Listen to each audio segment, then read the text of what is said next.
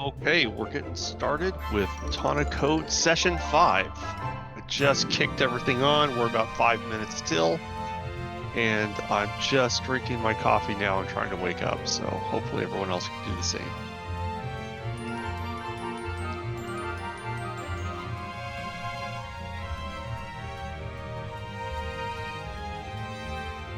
I have a little bit of a fuzz in my video feed. I think it has a lot to do with just that I like the room dark. I wonder if changing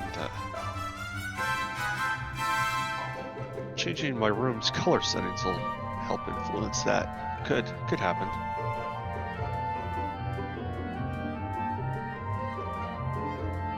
Let's see here.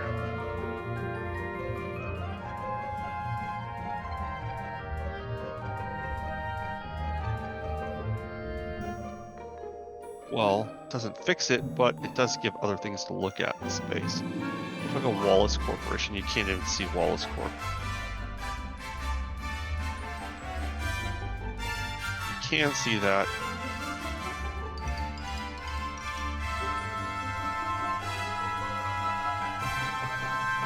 It's funny, it compensates almost immediately.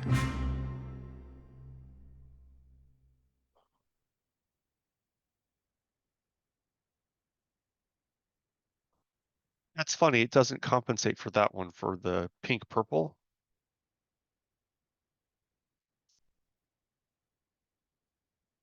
That one looks kind of cool. Oh, Rodney's in the waiting room.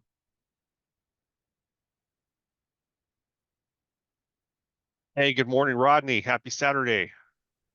Happy Saturday. Good to see you, man. Good to see you too. How is San Diego this time of year? Oh, it's fine, man. It's we got a lot less excitement than Los Angeles County right now. Holy moly. Yeah. I'm in Orange County, so Okay. I'm not close to the fires, not far. I mean, 40 miles away, but yeah, it's crazy. Yeah, you're probably Absolutely. close enough to be affected just in the community with stuff going on. Well, that day that they started, it was so windy, and the day before there were like wind advisories and warnings and stuff. And then we got outside and everything was covered in dust. But and then when the fire started, I thought to myself, they were saying, be concerned about downed power lines because of the winds. And I thought, man, I wonder if a down power line started. I have no idea what started the fires, you know, but yeah, Yeah, it's it something seems else. like we get a cycle happens every few years where it's just like it's almost like everybody knows a fire's going to start it or something, and then unfortunately they've got some arson problems and things like that. Yeah. But well, glad you and your family's safe, and hopefully they can get things under control. I saw some footage this morning with like the National Guard rolling into Santa Monica and stuff like that. I don't know if they're trying to stop looky-loo and looters and stuff like that, but Yeah, I mean, who knows? Hopefully, I know they were trying to set up a fire line, so burn some stuff in advance, so before the fire gets to it. yeah, So they might be doing something like that because it requires a lot of manpower to do that. right. So, All right. So I saw a message from Paul. He was going to be a little bit late, and okay. let me go back to see who else we're expecting here. It's just 8 o'clock right now. I'm starting to wonder, why did I ever push this for 7 a.m.? It's like this is so much easier on a Saturday just to have one extra hour. Huge difference. Yeah, except they're not here. Except they're not here, but it's just it's 8 or 8:01. So yeah, we had Kwame join, Krista Tipton, Ethan Miller, and Paul Stern, and let's see. Oh yeah, also Denise. Oh, So Denise, yeah. I think we'll see people roll in. And also Fist was gonna be here, but he said full disclosure, I'm going to a wedding on Friday night, so I don't know what kind of shape I'm gonna be in when I show up. Well, for Fist, the extra hour definitely would make a huge difference. Yeah, exactly. Exactly. Well, Yeah. we could kind of catch up a little bit, I guess, while we're waiting for people to roll in. How was your holiday? Did you get some time off or a break at all, or you just kind of roll straight through, or I've been rolling through only because I was rewriting promotion a marketing campaign that usually we run every year just and it runs automated in the background, but I was rewriting everything, so I was busy doing okay. that. So you use the Um, time to get that stuff done. All right. exactly. Yeah. All right, there's Kwame. And yeah, Kwame and Oh, there's Denise. Denise. Hey, Hey, good morning, guys. Happy New Year. Happy New Year. Good to see you. Happy New How's Year. Yeah. how's Are you New guys York? okay on the West Coast? Worrying news we're getting here on the East Coast. Yeah, Rodney's closer than I am. We had the same wind, but he's Orange County, which is just down from LA County. And I hear about it on the news like everybody else. I wasn't luckily I wasn't affected. So Right. Yeah, myself as well. I think I have a client who I reached out to him because I realized that he's in Pasadena, and then while I was on the radio, I heard, oh, they're telling these kids in the want some Pasadena schools to evacuate or something. So I sent him a message and said, "Hey, how are you doing, man? Because your kids are in Pasadena schools." I haven't heard back from him yet though, but yeah. So I only Uh, have I have one client who's maybe affected, so I haven't heard from him. Mm. But for me, I'm good. wow. Yeah, I gotta watch Denise, can that. you hear us okay? Yep. I'm just Okay, getting my breakfast and all, so that's why I got my awesome. camera off. So I'm No problem. multitasking, Making but sure you're live. yep. Happy New Year, though. It's good to see y'all. Yeah. Happy New Year. What's New York like right now, Kwame? Absolutely freezing. Yeah, it's I think you said that miserable. last time we asked you. You had the same answer last Yeah, time. it's been a bad, and it's my Hmm. first winter back in a few seasons. I guess I forgot how cold it gets. Yeah. But I was under the impression of maybe wishful thinking that this is this is not normal for this time of year. But my friends from who actually are from here tell me no, it is. This is the way it is in New York. Well, all right, okay. But no, it's okay. I still bike everywhere. I'm a crazy Dutch guy that bikes everywhere. So it Oh, was Dutch, it was cool. yeah, it was snowing this morning, but actually really good here. They really good with the salt, of the roads. So I biked to my gym this morning, and even though it was about I don't know, like half a foot or something of snow, the roads were great. So I was able to bike to my gym and back. So yeah, a couple of puzzled stairs for sure along the way, but that's okay. Well, yeah, because on a bike, all you have a lot more wind generated, so it makes it really cold if it's cold weather. But that's awesome that you're out there. Let's just say, Rodney, that I'm on pair number 5 in terms of finding gloves that finally keep my hands warm. Oh, It's Oh, wow. really a challenge. oh, I wasn't even thinking of that. Ooh. Yeah, no, that's the most painful part to me is the hands. But I'm going mittens all the way. So mitts, that's the way for me. The gloves just don't cut it. Even the ski gloves, it just doesn't it doesn't work. Wow. Yeah. Well, that's a testament to your motivation. I was lucky to make it to the coffee machine and back this morning, not just much less the gym. Oh, right. Well, you guys are 3 hours behind me, right? So Yeah, a little bit earlier here. that's Denise, okay. I forget where you're at. What time zone? Sorry, me? Oh, I was asking Denise, but I think she's Oh, muted. Denise, She yeah. might have paused out for a second. Yeah, it's actually so as far as weather here, um, it's definitely colder. Like we just had this really crazy cold front come down. So like it being like 30 degrees here is just too cold for me. But it'll probably pass in like a week or two. It'll get kind of back to hopefully normal. Like 40s and 50s this time of year, and then usually we'll have some days every now and then it'll still be in the 60s and 70s. So it's bipolar season. It's either like freezing cold to me or, warm. Yeah. Denise, where are you, Denise? I'm in Panama City, Florida. So I'm right on the panhandle of Ah, Florida. Ah, got it. Yep. So good old, as we call it, Lower Alabama. We're kind of in the mix of that. Yeah, you That's guys were funny. hit pretty bad, huh, with this weather front. I was reading about that. Yeah, well, Snow in Florida. I got lucky like where I was at, but yeah, a little bit north of us. Yeah, like everything got like shut down. So but yeah, no, luckily this year there was all this snow. So like way back in 1989, we had this like snow that of course shut everything down, but that, didn't happen this year, thankfully. But hopefully we won't have that because, here we don't really know how to deal with snow or even like, Yeah. ice on the ground. So we all panic. Yeah. Yeah, I imagine. But it's Well, all good. I was thinking for our time today, Rodney had volunteered to step up and kind of give us a recap of his session from the Second Brain Summit back in October that I didn't get to, along with, like 85 other things that were must sees that I didn't get to see.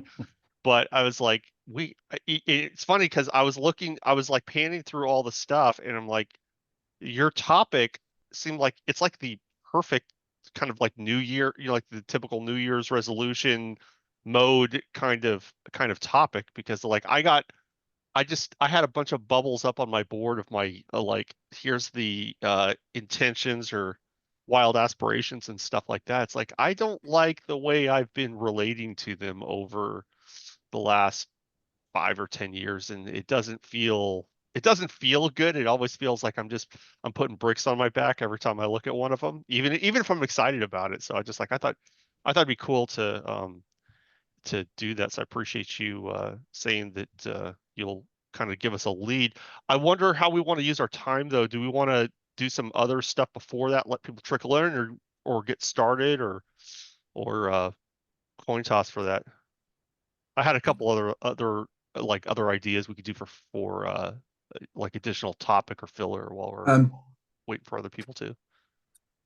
I mean, I'd be curious to, yeah, I mean, of course, we're all on our second brain journeys and, different speeds and levels. And, but I'd be curious to see what sort of things people have picked up, on their journeys in recent times. Like I'll since the summit, right?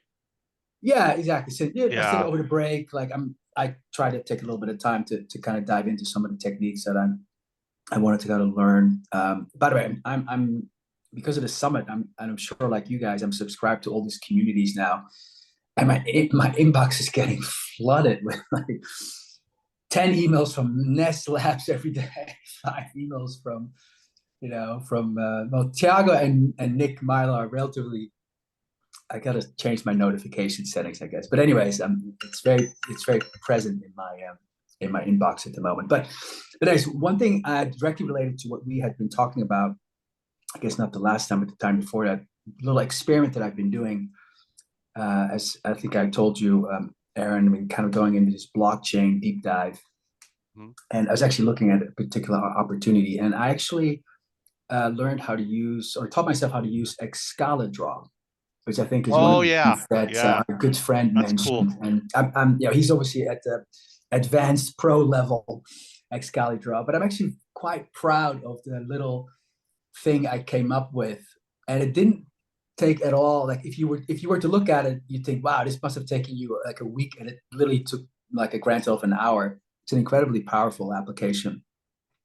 Um, and Is it something you can show, or is yeah, it is it more I was proprietary thinking stuff of the no, content? no, it's sort of no, it's fine. I can give you guys. You guys have a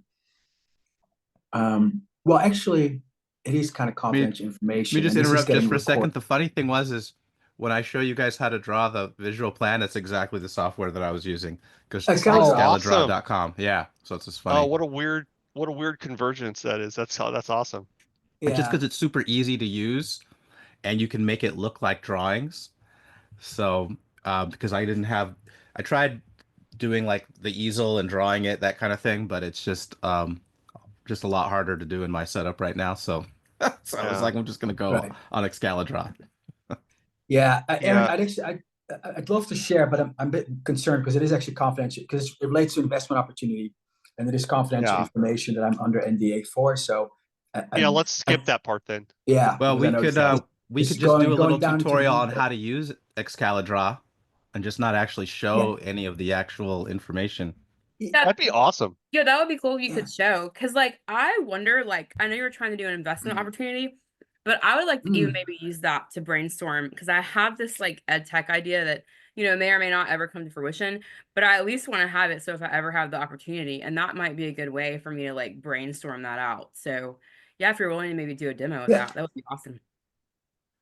Well, it's actually no, it's a good idea. It's just that I've literally used it once for this drawing, and I'm actually literally trying to remember now how I actually got created, or at least the steps that I took to get there. And I don't even remember exactly how because again, I'm an Obsidian user, and I think it probably depends on the application that you use. So in my case, what I did was, and I mean, I can maybe quickly show how, but it's not really relevant unless you use Obsidian. But in Obsidian, you have these plugins, right? It's very much it's driven by plugin functionality.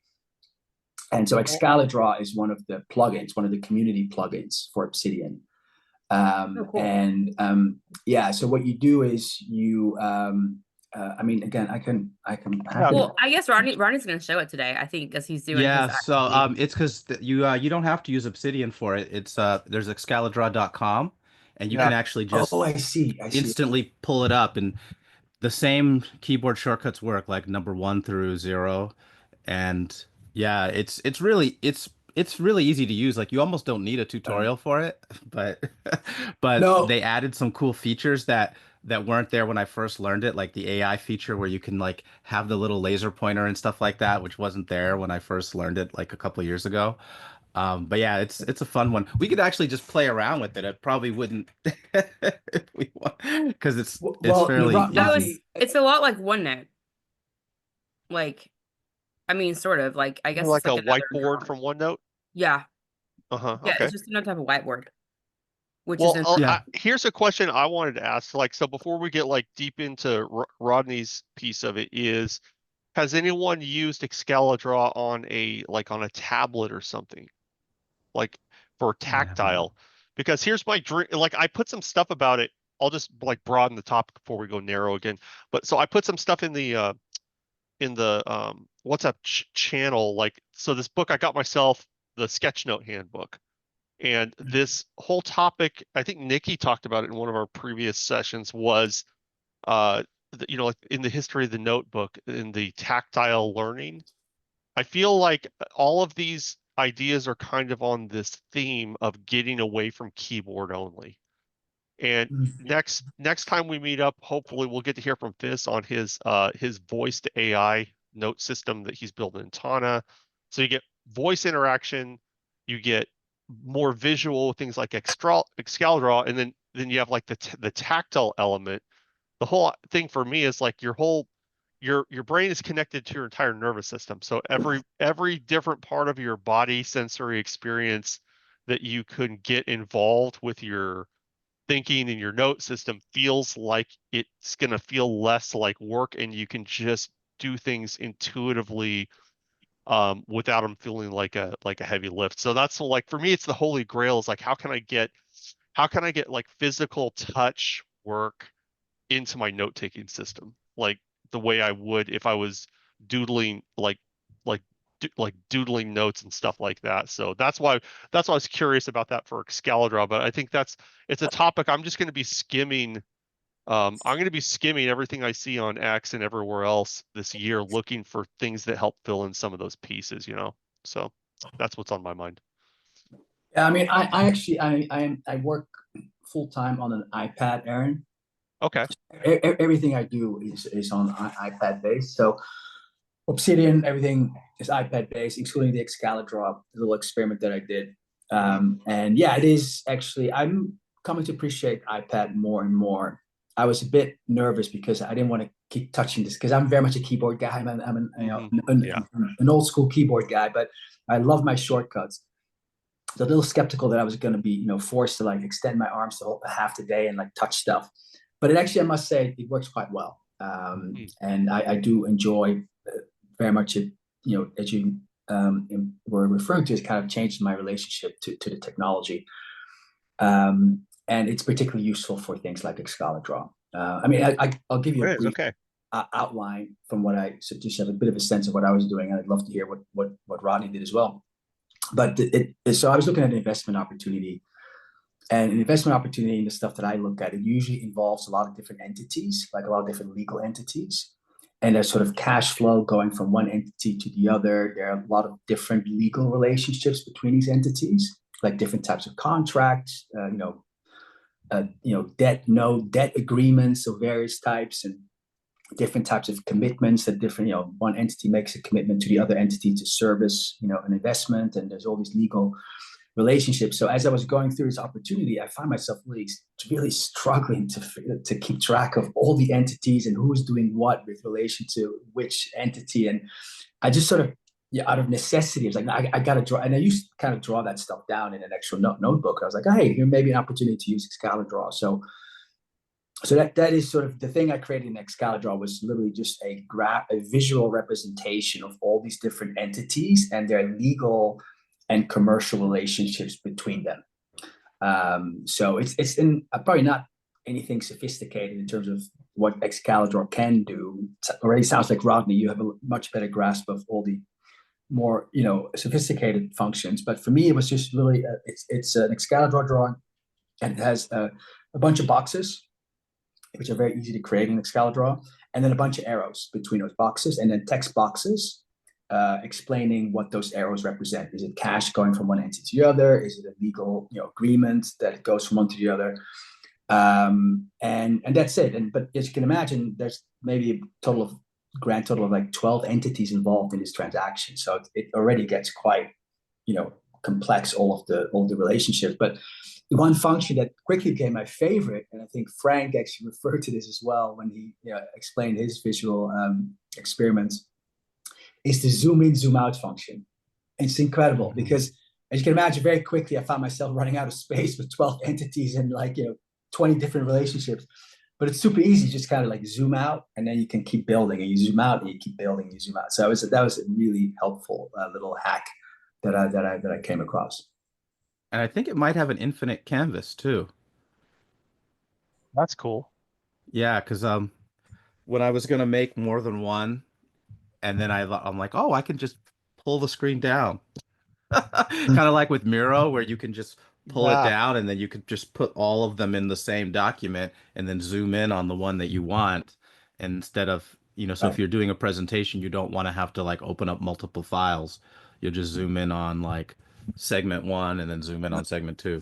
Yeah. Now, one thing that's cool, I feel torn because the boundaries of a page are like limiting, but they have some sort of identity to them, right? So it's like one of the things I like in Miro, they probably have an Excalidraw is the frames, that you can draw frames in Miro, and that will basically represent an area that that frame you could forward to if you turn it into slideshow mode.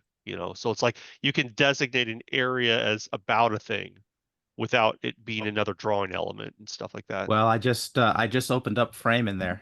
It looks like I haven't used it before, but there's a tool called Frame Tool, and it makes a box, but I've not actually used it. So in Miro, what I use that for is like I draw a bunch of stuff that I'm thinking about, but I want to present part of it to people, and so I put the frames.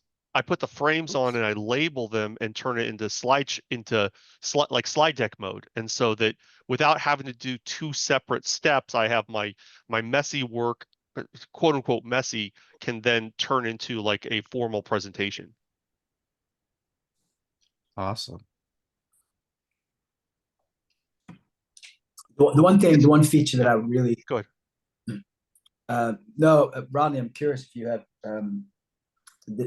like a next level for me would be to start adding this linking functionality that we've been talking about and incorporate it actually in the Excalidraw drawing. And I haven't taken that step yet, but for example, each of these 12 entities, should really link to maybe a separate note that describes in more detail what that entity actually does and can maybe pull in some web or AI driven information.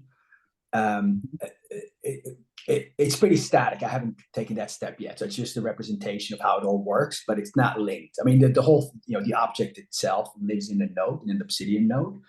But there's no kind of outgoing links from that drawing object to other nodes.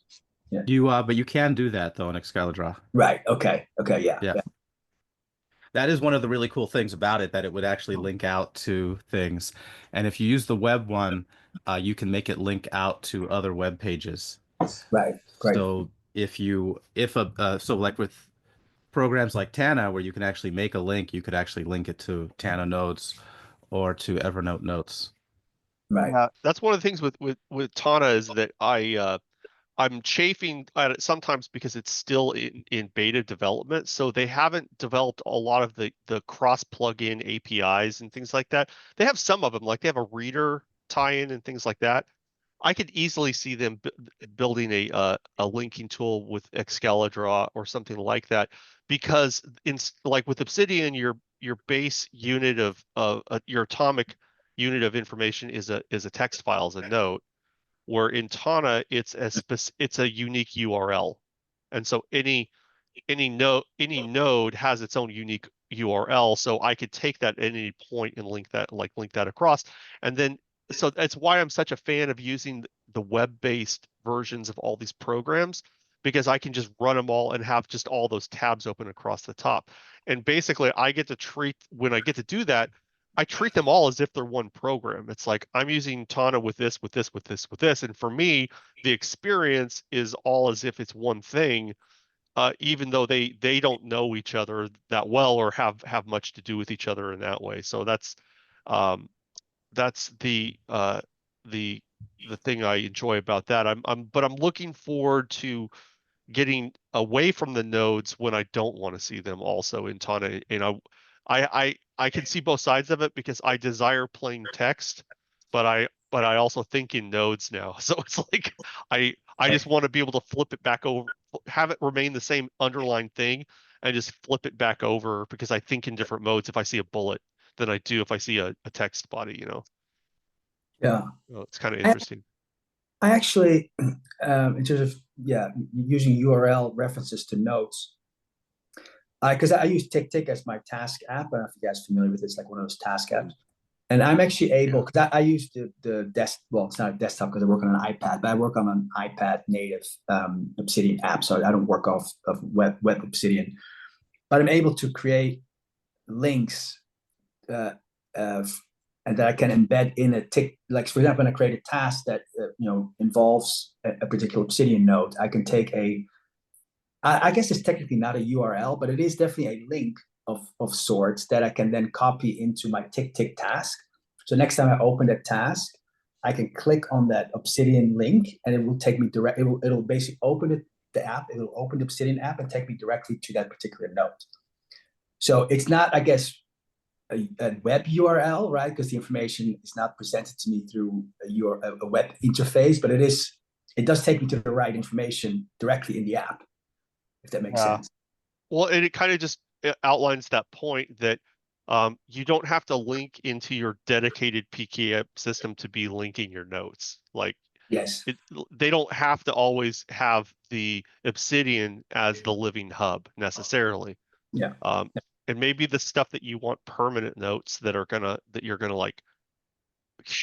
commit to curating them, like for the long term. Maybe you want those ones to have Obsidian or Tana or Evernote as the hub space, but for stuff that's ongoing, I'm finding like this is a distinction I made like in my day job too, is that half the stuff that I work on, I somewhat organize just to think about it, but it's project work and its relevance is over once the project is over, and I don't want to have to commit to curating it for the rest of my life. So like some of the things I part organize with links, but I don't take them over into Tana because I don't intend to get value out of it. And everything you add in there is another bit of like management debt on your ledger, right? Yeah. Of something to have to that it should, it should get that little extra polish to make it reusable, but you only have so much energy, and you want to like control how you do that. So I could see using Excalidraw where it's like you do projecty type of stuff with it, but you shouldn't feel bad that you didn't link it in Obsidian if it was something that has like a shelf life, you know. But if it was like some aha insight, you know, thing you want to reference 10 times, it's like, yeah, that makes sense. Like make the decision then to do those little extra work steps to go put it in, because that way that's a little time investment for future time savings, where the other would just be being you know, kind of a compulsion, organizational compulsion, you know, which Yeah. I struggle with. Yeah. Well, so there's two reasons, I guess, why I think it makes sense for me to keep it in the note. Is one, this particular investment, it will be a 2-3 year type of, we'll have a 2-3 year time horizon, right? So obviously in that sense, Yeah. it makes sense to be able to reference back to it if I need to.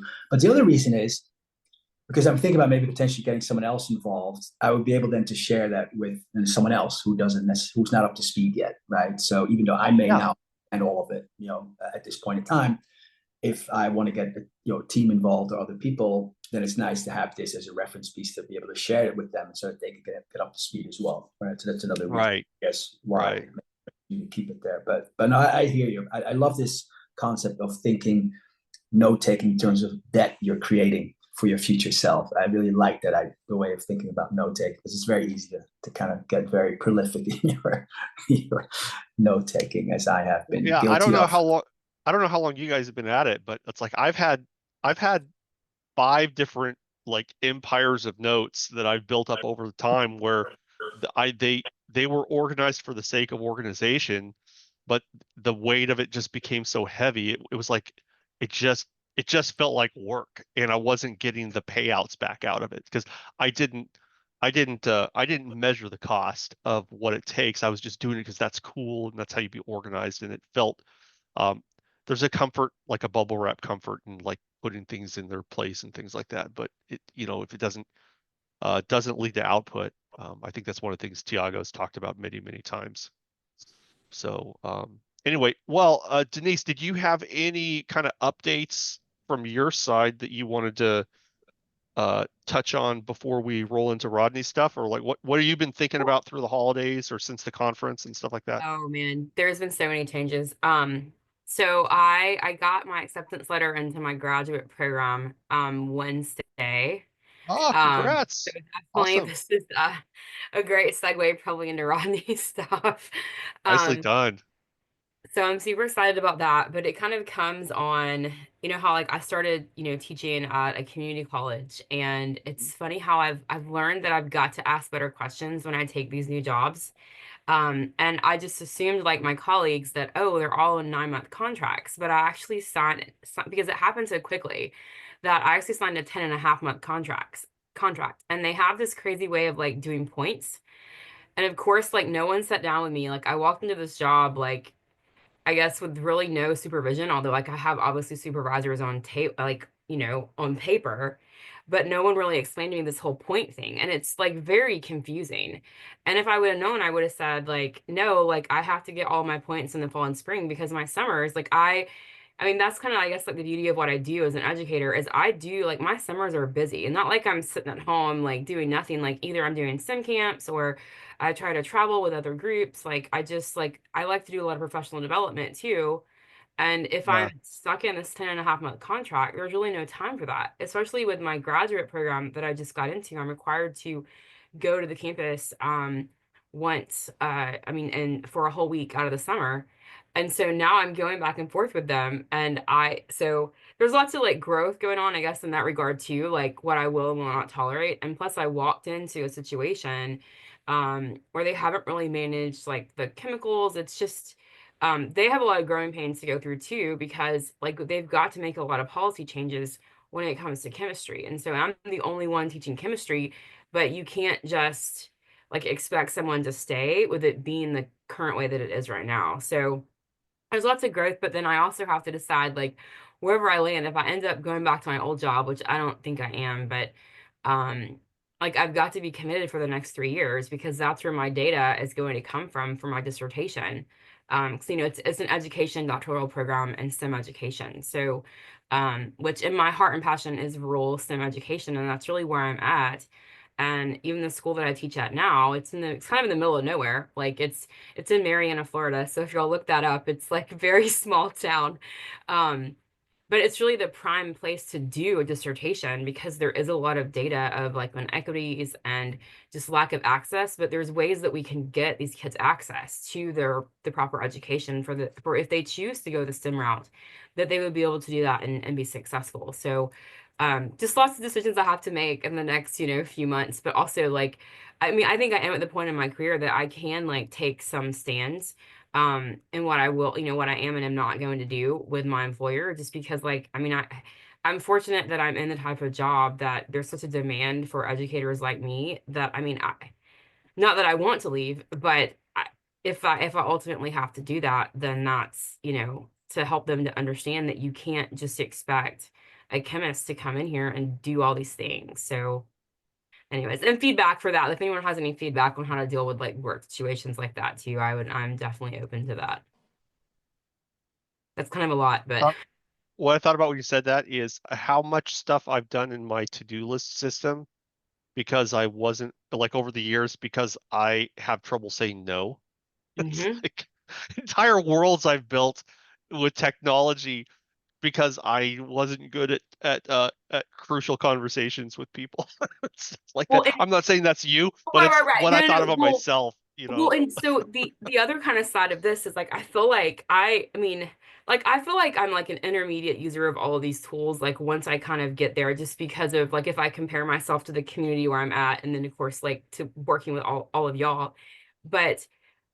So I'm at a place that's still like they don't use the cloud. We don't even use Teams at work. We have Office 365, but we're just so I think far behind in technology, and we're an institution of, you know, higher education. And I get there and it took me about a month to figure out because they actually had to give me permission to use my OneDrive across the two desktops that I had at work because they don't give us Oh laptops, wow. and then using it on my laptop because obviously because I'm, you know, having to prep my classes, I do a lot of work at home too.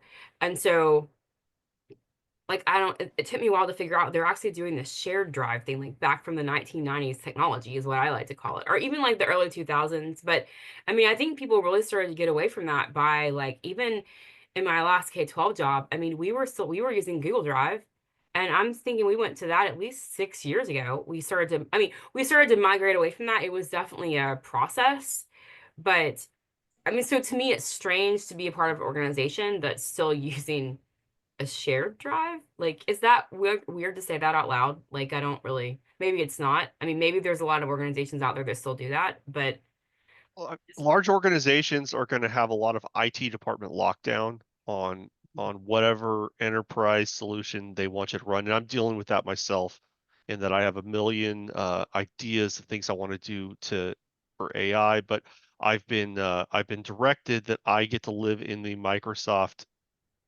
enterprise suite system, that anything I do for AI is going to be from there. So it's like, okay, there's a 5% slice of the pie of what's even possible that I'm going to go work inside of. But um, no, yeah, that makes sense. I also, the other thing I thought of when you were talking is that it's like as you're describing that, I hear I hear all the to-do list type of management stuff for yourself. I also hear a massive need for building um, smart notes and meaningful long-term notes, as you talked about trying to collect all that data over time yeah. for dissertation. And also what we were going to ask Rodney about is how to interact with your long-term plans Mhm. and stuff like that. So it's kind of cool. It's like I'm always in this place where I want to create, I still want to push everything into one platform that does Mhm. everything. Something in my mind just wants that to happen.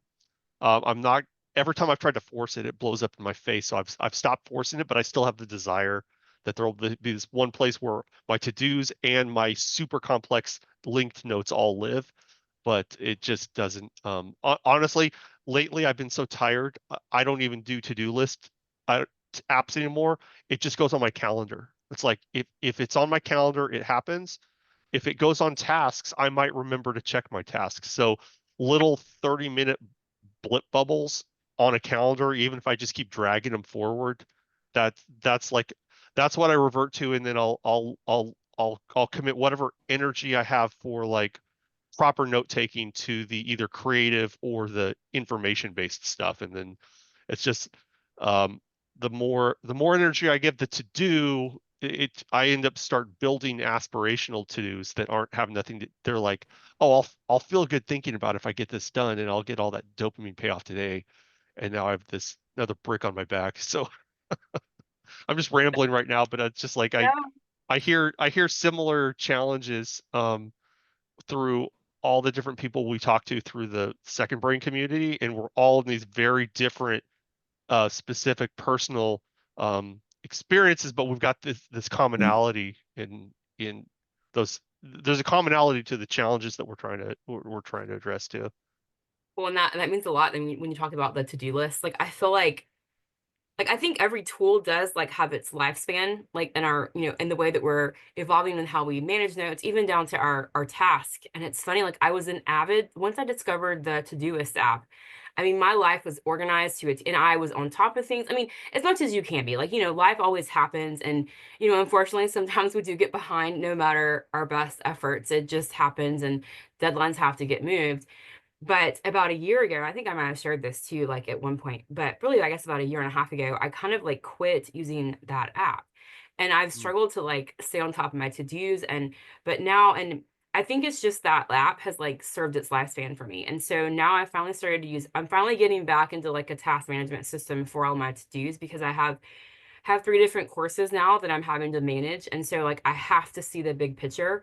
And I finally got, and I've tried to use Notion, but I'm hoping that maybe one day I will actually get to it. But right now I'm using Xtiles, and I think it's going to work for me. That might be my app that I stick with for a while.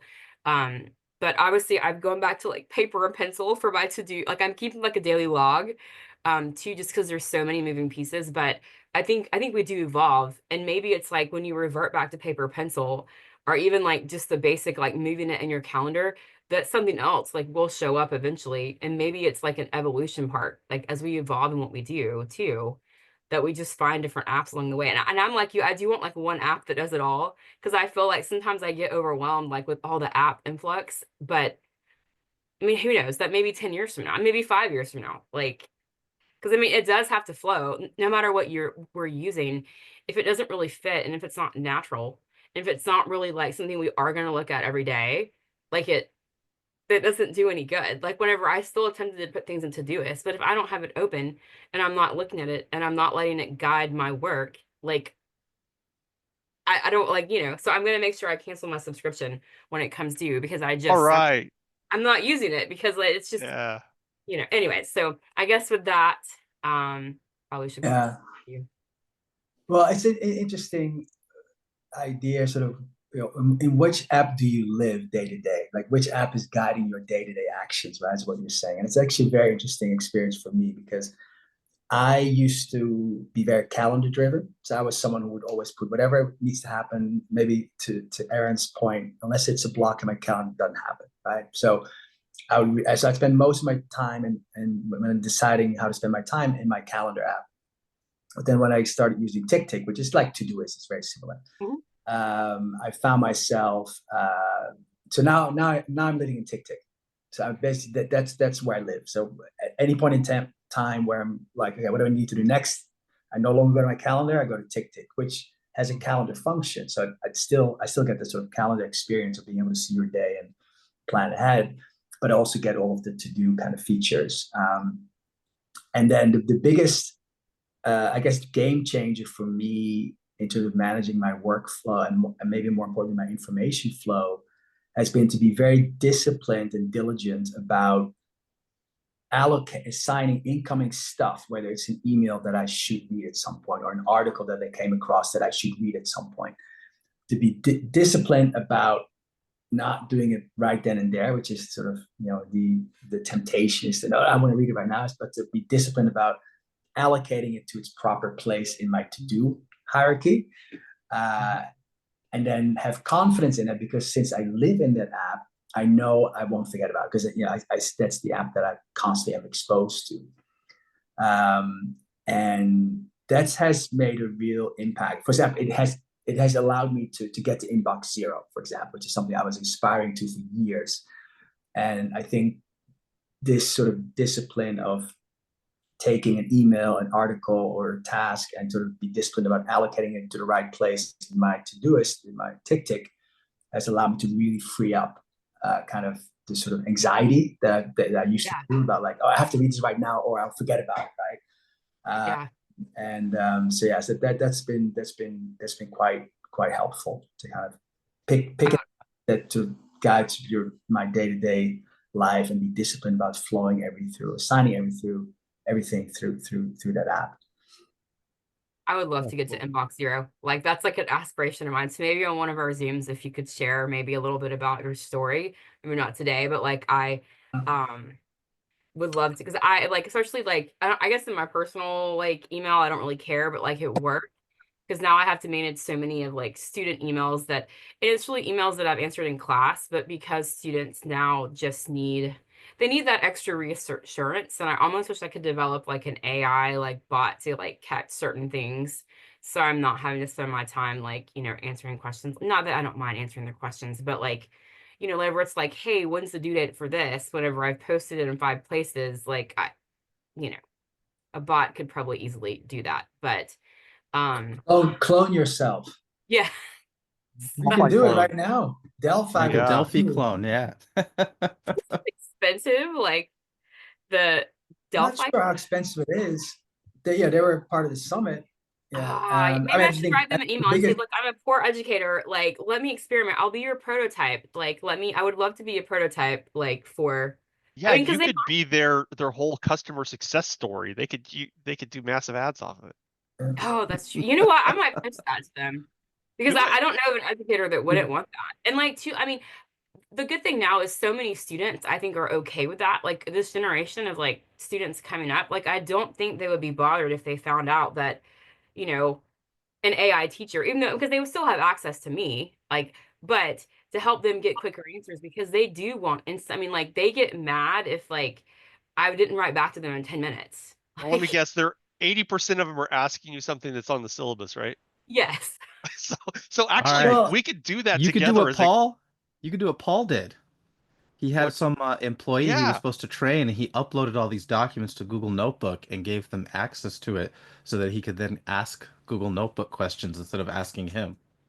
Yeah, we could do that. We could do a group project of making either making a Google Notebook or a custom GPT, because you can also load files into a custom GPT, and then it's just a matter of how do you get exclusive access to a specific group of people to that custom GPT or to that Google Notebook.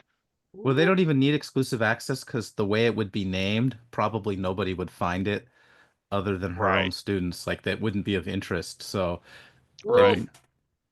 we did have a meeting about, so there is this like AI company that is for higher ed. And we did have, because you know how AI, I still feel like in certain areas of the world is still kind of like spaceman talk, and they don't really understand it and they're kind of afraid of it.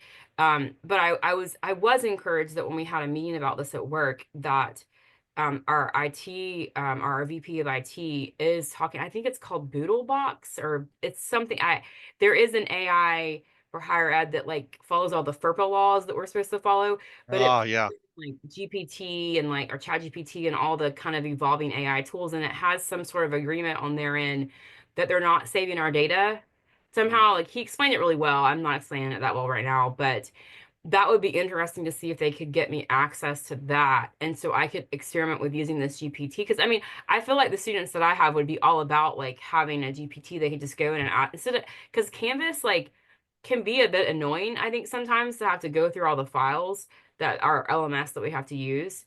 I think they would love to go to like a GPT and like just ask it a question.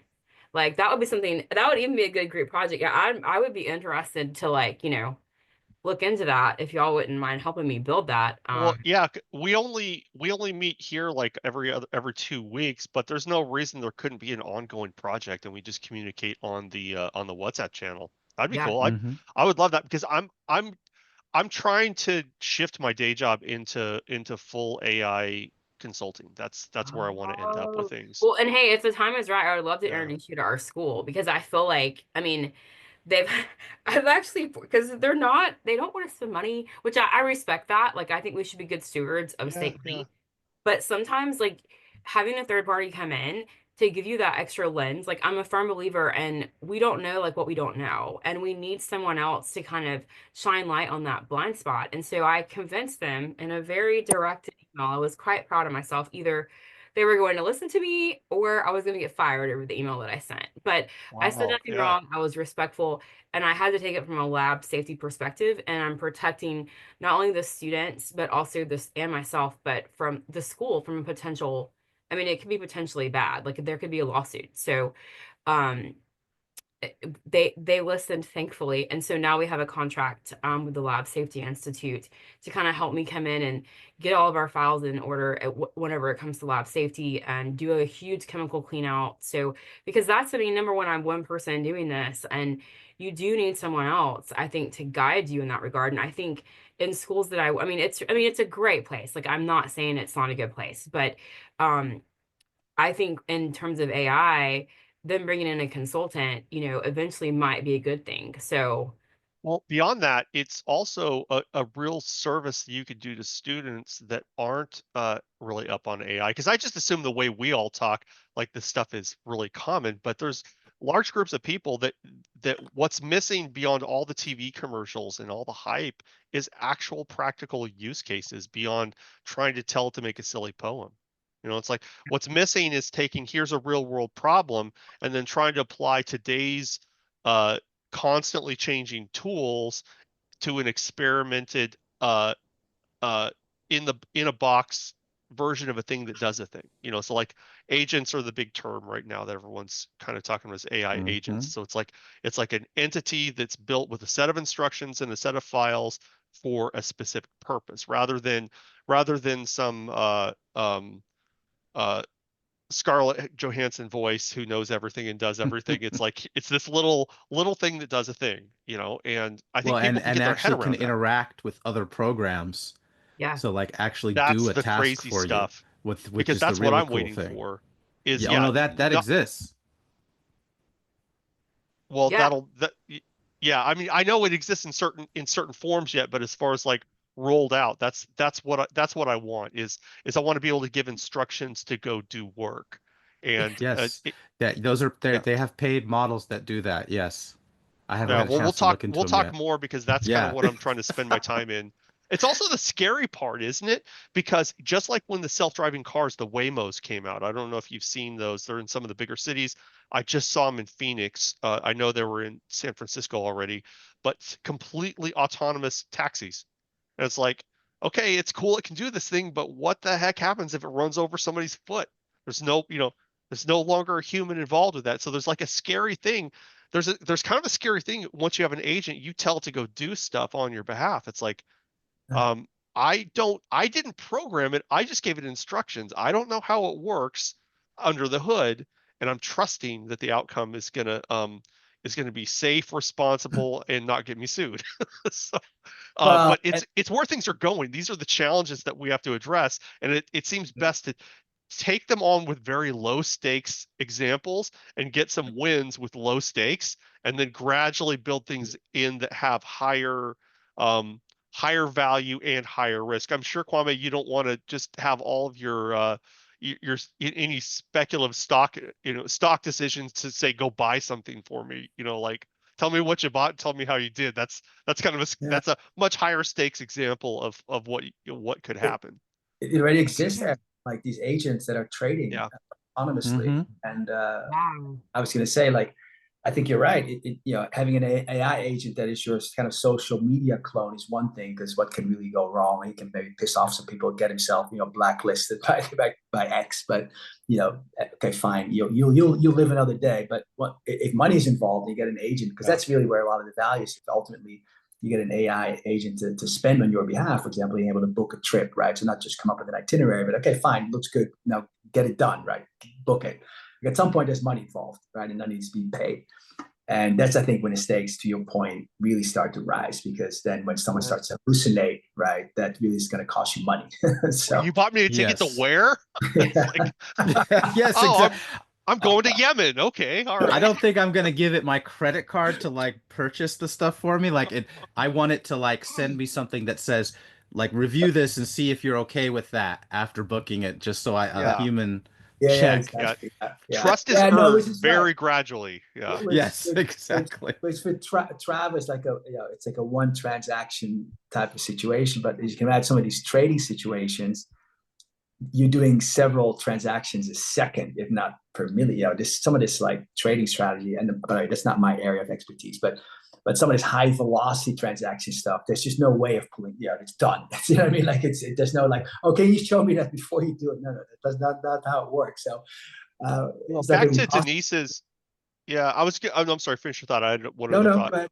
Oh, I was going to say back to Denise's topic too. I think it'd be useful to have some common terms if they haven't been coined yet. It'd be useful to have terms around the different effort type that these agents take on, because there's a different role that does different type of outcome. And I think most people are familiar with the generative AI, where you say, write me an essay about blank, and you wrote one sentence and it was a one shot, and it it hallucinated this entire thing for you in a creative thing. So that's like, so there's kind of a term for generative AI in that, but then there's another term where it's just the research retrieval or summarizer, like, and that's where it's like most of the real data information came from you. It came from Denise's syllabus and whatever document she loads, and the instruction was just go look at that and come back and tell me what it says. Not too different, from a customer side, from a web search, and so I think that I have high confidence in the retrieval research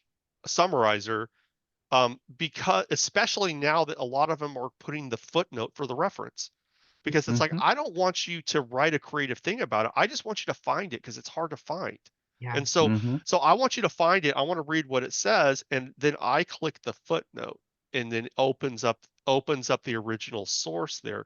Because I think that's the thing. Like for you, Denise, it's like you're telling people with the disclaimer. It's like, you guys already have this information. I've already explained it once. You already have this document, but here's a research retrieval summarizer tool to help. You're still responsible for reading the original document, and the original document is included in this resource that I'm giving you. It's going to write a summary, but at the moment you're reading the summary, there's a button to push to read the original. You're not transferring any responsibility to me, Denise, for anything that this agent is doing. I'm providing you an add-on extra value to help you look up what information that you already have. Like when we're talking about risk management or mistakes and things like that. And so I think that it's like the models are pretty well lined up to manage risk in that researcher mode. But the other ones, and especially when we get into the action models and stuff, it's like I don't know enough about that stuff yet. It's like where those guardrails are.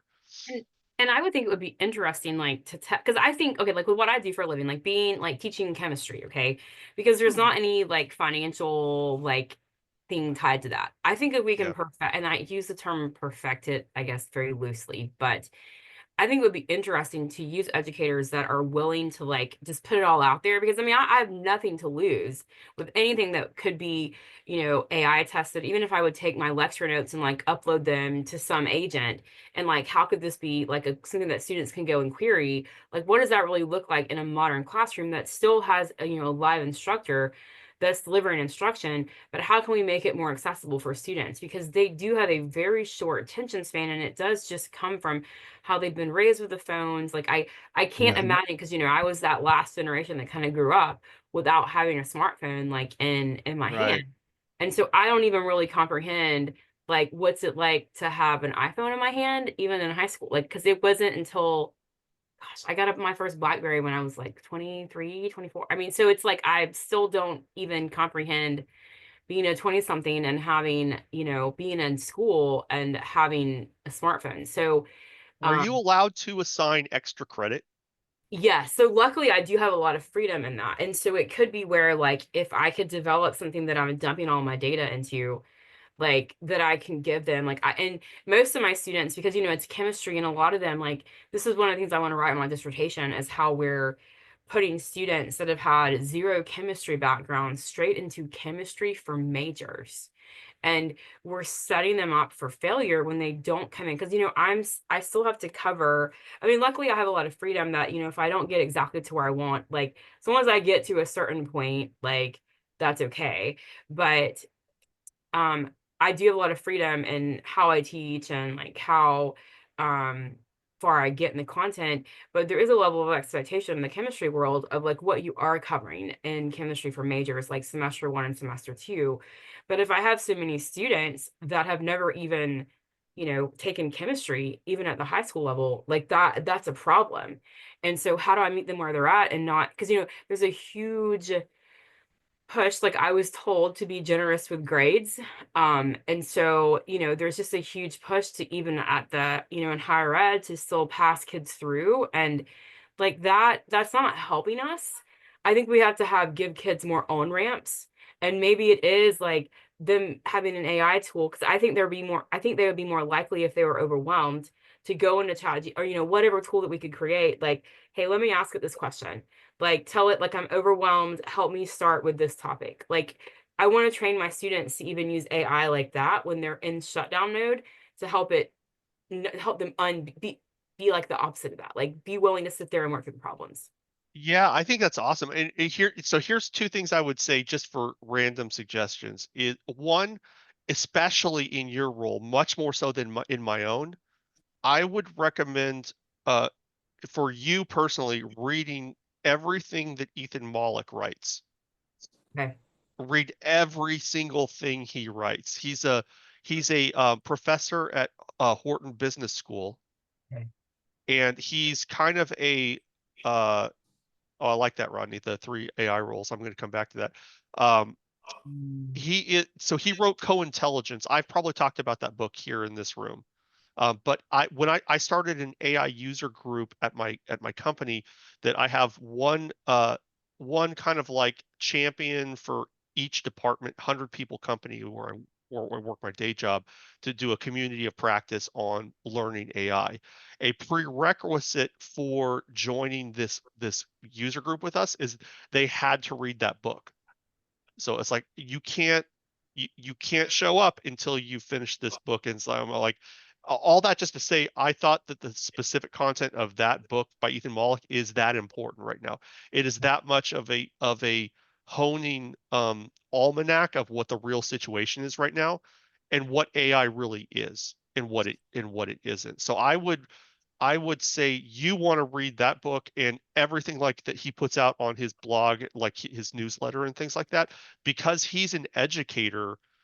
He has a unique insight into how he talks in some of his writing about an inverse classroom model, that instead of has AI as a threat to teaching because kids are cheating to look up answers, it's actually flipping. In his examples, it's flipping over the classroom time, where your home time is using AI to learn the material that you would normally be taught in class linear through a book. Your in-class time is projects where you have to solve things using AI that's not even, the answers aren't even in the book, but you can't really solve these problems without using AI. So that's like a much higher level, but it's the type of stuff that's possible, of like flipping the script on how tech savvy kids are going to use AI in a way that everything that they're already getting their tests on it is treated like table stakes, and then applying it is the in-class time with human interaction, stuff like that. So that specific example isn't necessarily prescriptive of what you want to do right now, but it's the type of stuff he's writing about and like testing real time with his own students at the business school. And so I've forced about 20 people to read that book so far, and because I'm using it as a thought template to have a common language with a group of people about what it is we're actually trying to do here, and what you can expect and not expect from AI tools, and what possible things are coming. But if you so I was the thing I was going to say is, you could, like, what if you could offer that that book as an extra credit assignment to have students read that. I know it's not strictly chemistry, but it would definitely open, if they did read it, it might open their eyes to things that they could start using AI for to actually make them uh, uh, actually help them learn as an assistant to learn the material. Because it's ironic that they're tech savvy, but then they're resource poor on actually being able to use the world of information that's available through the tool that's almost part of their hand, you know. Yes. So it's like the opportunities there. That's pretty exciting.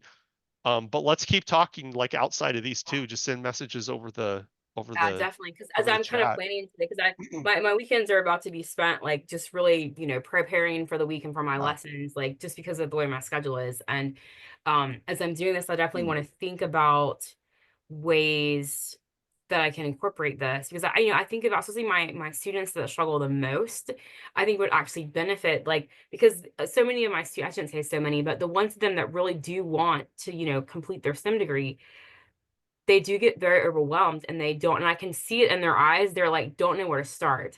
And I almost feel like if I could get them comfortable going into ChatGPT, or, finding an AI tool that works for them and saying like, hey, I'm studying this topic. I'm completely overwhelmed. Where do I start? To have someone that's not just me, because it can probably, and then, because, you can get it to keep saying it in different ways. And I run out of ways to say it. So like, I think if I can train them to use that as to me, that would be the most basic entry level, on ramp for this.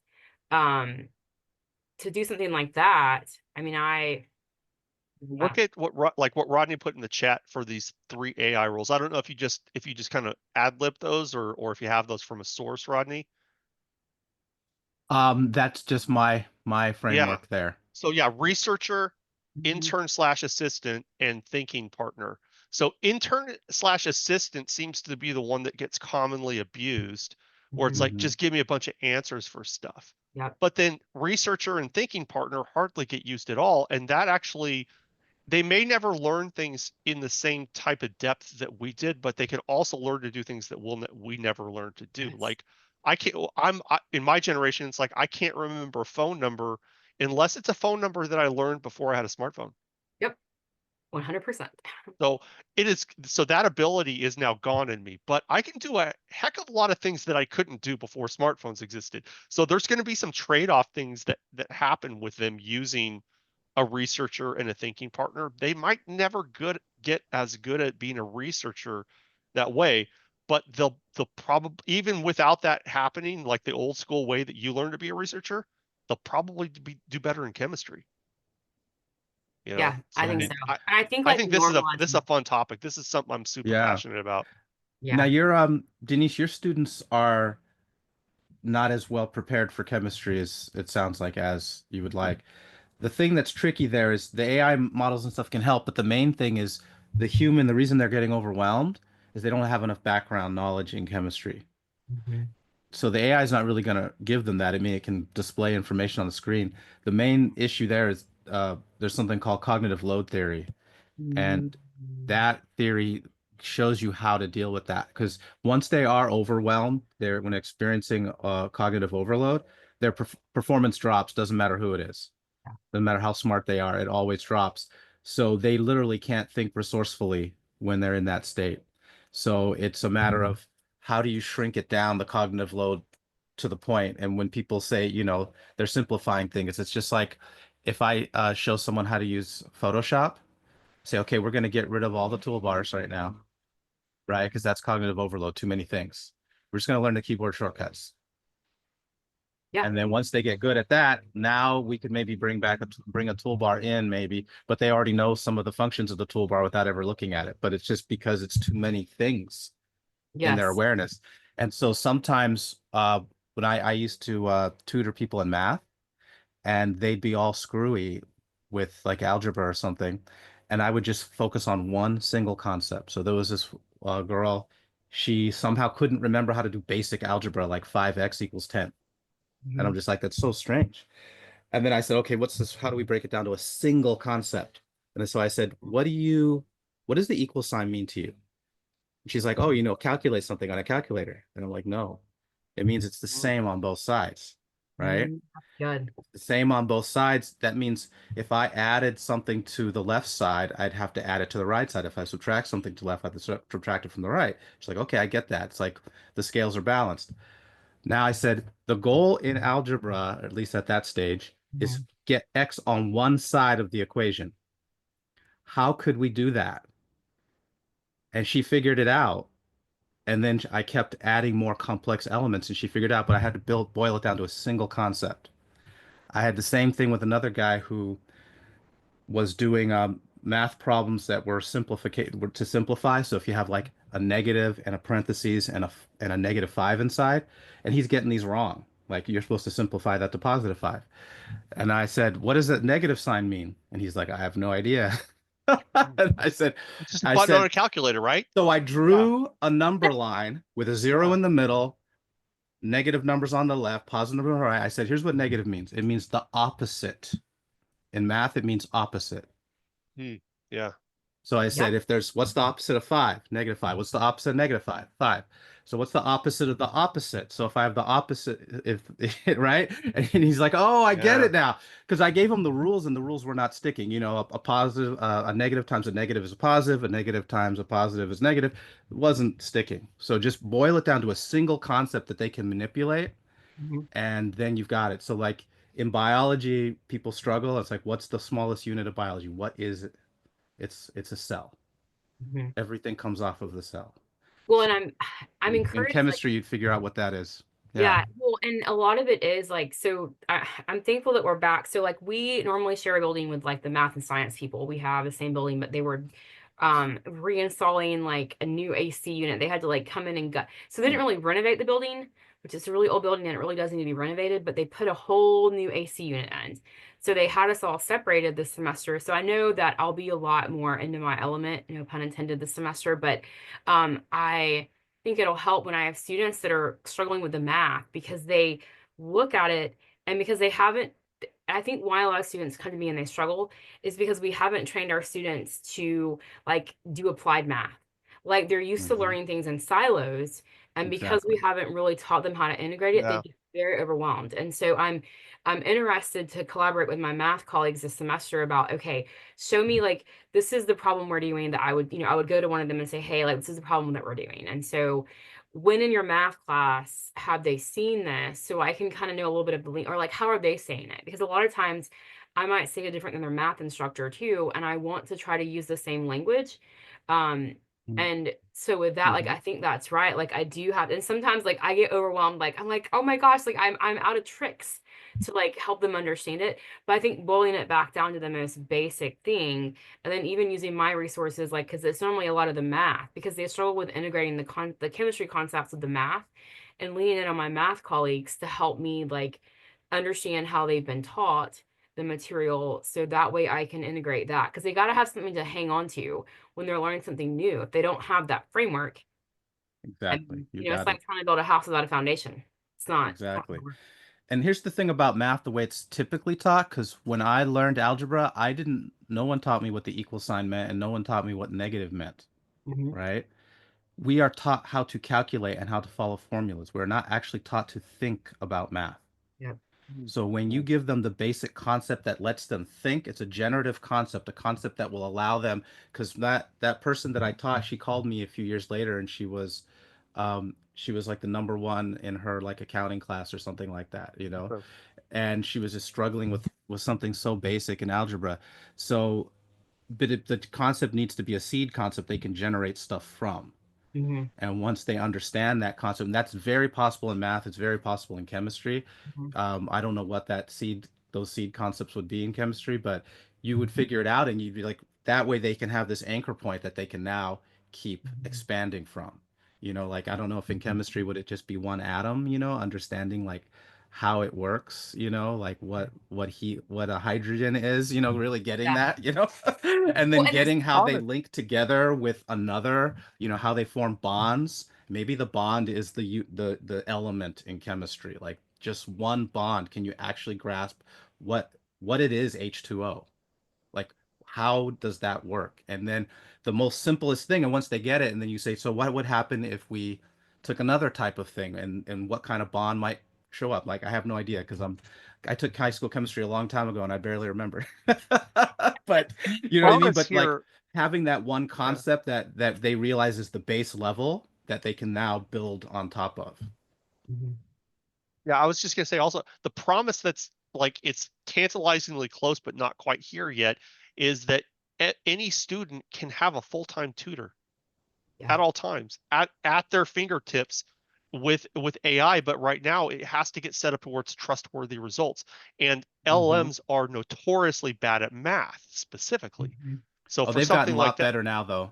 okay, I all had right, I had it calculate interest, and not okay, only did it calculate the interest properly, but it gave me the formula to use. But okay, this is yeah, in Chat GPT 4.0, so it's way better than what yeah. it used to be. But I still checked it myself, but Right. But the just thing in is, it's case. like, I mean, wouldn't it be great if each of your students had something that was a vetted, trustworthy tutor for that was like a catalog of all those building blocks of math and a catalog of all those building blocks of chemistry, so that when they're sitting, what happens, it's probably happened to all of us. Like if you got stuck, you had to wait till you go to class again, and then you got to get your teacher's attention and then have them tell you something that from their perspective is very basic, but you had all that lost time up to that moment. It's like Or the office hours, yeah. yeah, office hours. So the possibilities right now is that 24/7 office hours with the world of information, it just needs to be set up right so it's trustworthy. And I know Sal Khan from Khan Academy has Mm-hmm. his own custom GPT environment set up as too. So in Oh. there, it may not be here for like your current class load, but I would be shocked if there weren't tools that you could actively use and trust by the time you do your dissertation. That there things are moving so fast right now that it really is in reach in that type of 2 to 3 year time frame that we could have a completely different possibility on like what types of things are possible in that way, in Aaron, ways that aren't all negative about what AI is going to disrupt, in positive ways like your use case. you just came up with a great thing because the thing that occurred to me, because this was always something that was interesting as a teacher, one teacher comes up with a great way of teaching something, and then that's only that teacher has it, right? Yeah. But in the Khan Academy, those really great lectures on how to teach certain things are there for everyone to have access to. So Right. I hadn't even thought about that because that used to be all his stuff was on the YouTube, and then they would post the links to it on the page. But that Yeah. means, and then if it's on YouTube, that means there's a transcript, and if there's a transcript, that means it can go. You can purposely select all of the lectures that you think are useful for them, put them into Notebook LM or any other model you want them to be able to query that model. Oh, so that's really cool.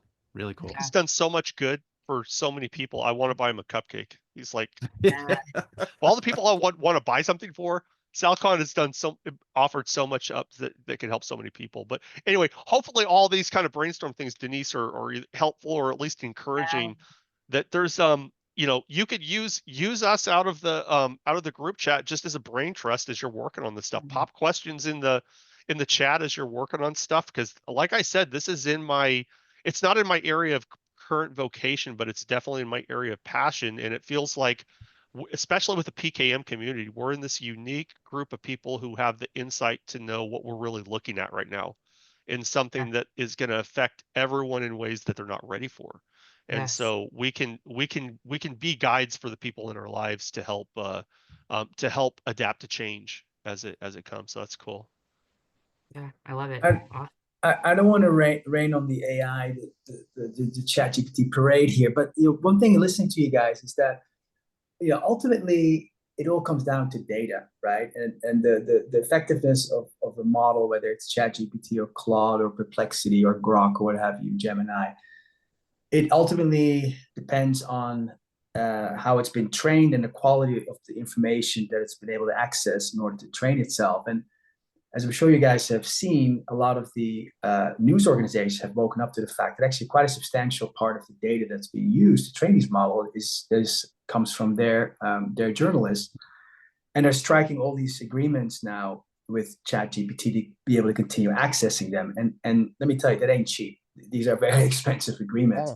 Yeah. So one thing I'm just worrying about is that as more and more organizations start to wake up to the fact that it's their data that is training some of these models, which of course is great for all of us now, right? Because it means we get to access it for free.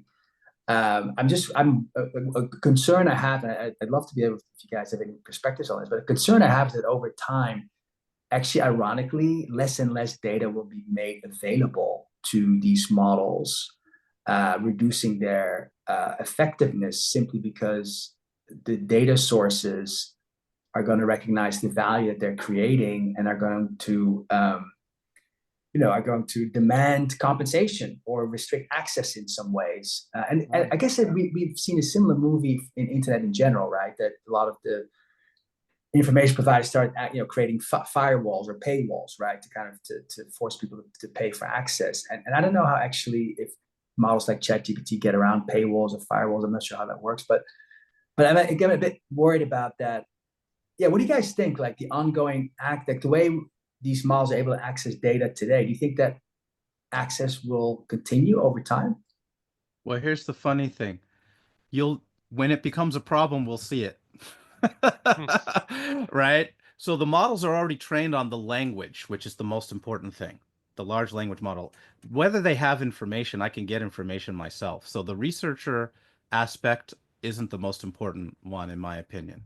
Um, there's so many free sources of information out there that I'm not worried about that. There's all the, if you want to get a recipe, if you say I took a picture of what was in my fridge and what was in my pantry, and I said, tell me some things I could make with this to ChatGPT, and it came up with stuff, right?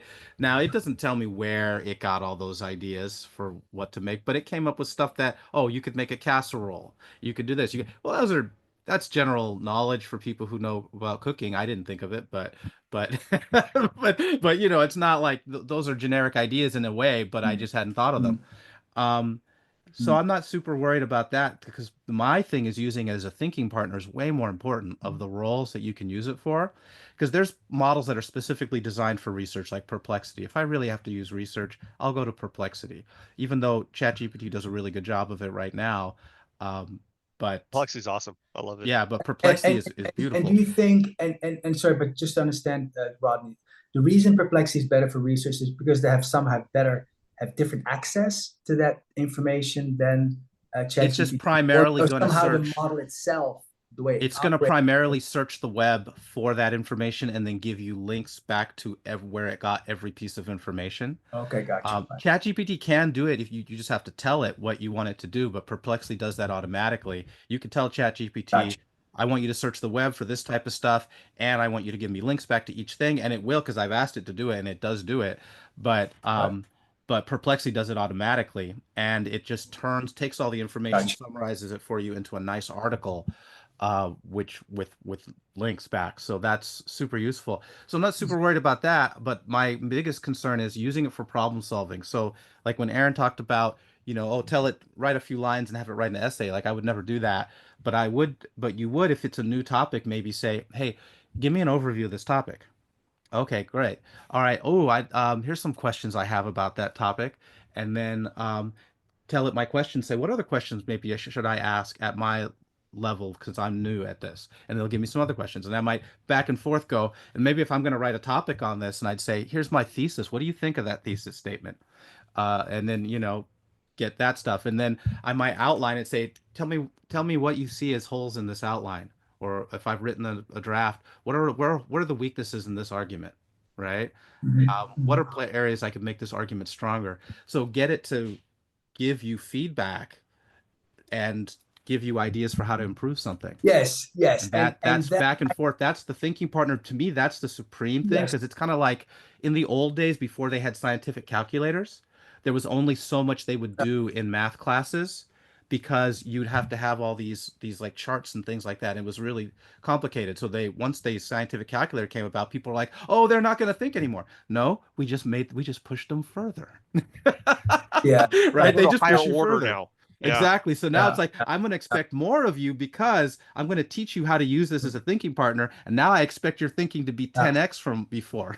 And that's what Ethan Mollick is doing in his classes at Wharton is he's making GPT a class requirement and saying you will not be able to solve your final project unless you use GPT. So he's like not worried about them cheating by using. He's like, you have to use it to get by Right. because I'm going to ask you this higher order level of output. But what a service to students to give them to be in the first generation of people that know how to use it in really powerful ways to expand their thinking. I'll just say this real quick, and I want to make sure we leave time for Rodney because Oh yeah, we're he gonna have volunteered. to probably start like in the next Yeah, 2 minutes.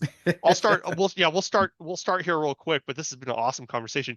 I have a friend who's like I'm super inspired by. He's a very he's very well read, very active thought life. But he and I started talking about Chat GPT with the voice interaction. He works a day job doing painting where he spends most of the day on his own. He does like interior high end house painting and he has topics that he's working on and thinking about and ideas, and he's having 8-hour long conversations with Chat GPT and then going home and pulling the transcript. So he's spending um 8 hours a day with a thinking partner on all these things that he wants to think about that me and some of his other friends that we tire of the topic he's really interested in much sooner than he tires of talking about it. But he's got this ultimately attentive partner that will go as deep as he wants to go as long as he wants to go on those topics. And he said he's like, I can't wait to get to work because I'm going to get to do this thing all day while I'm painting.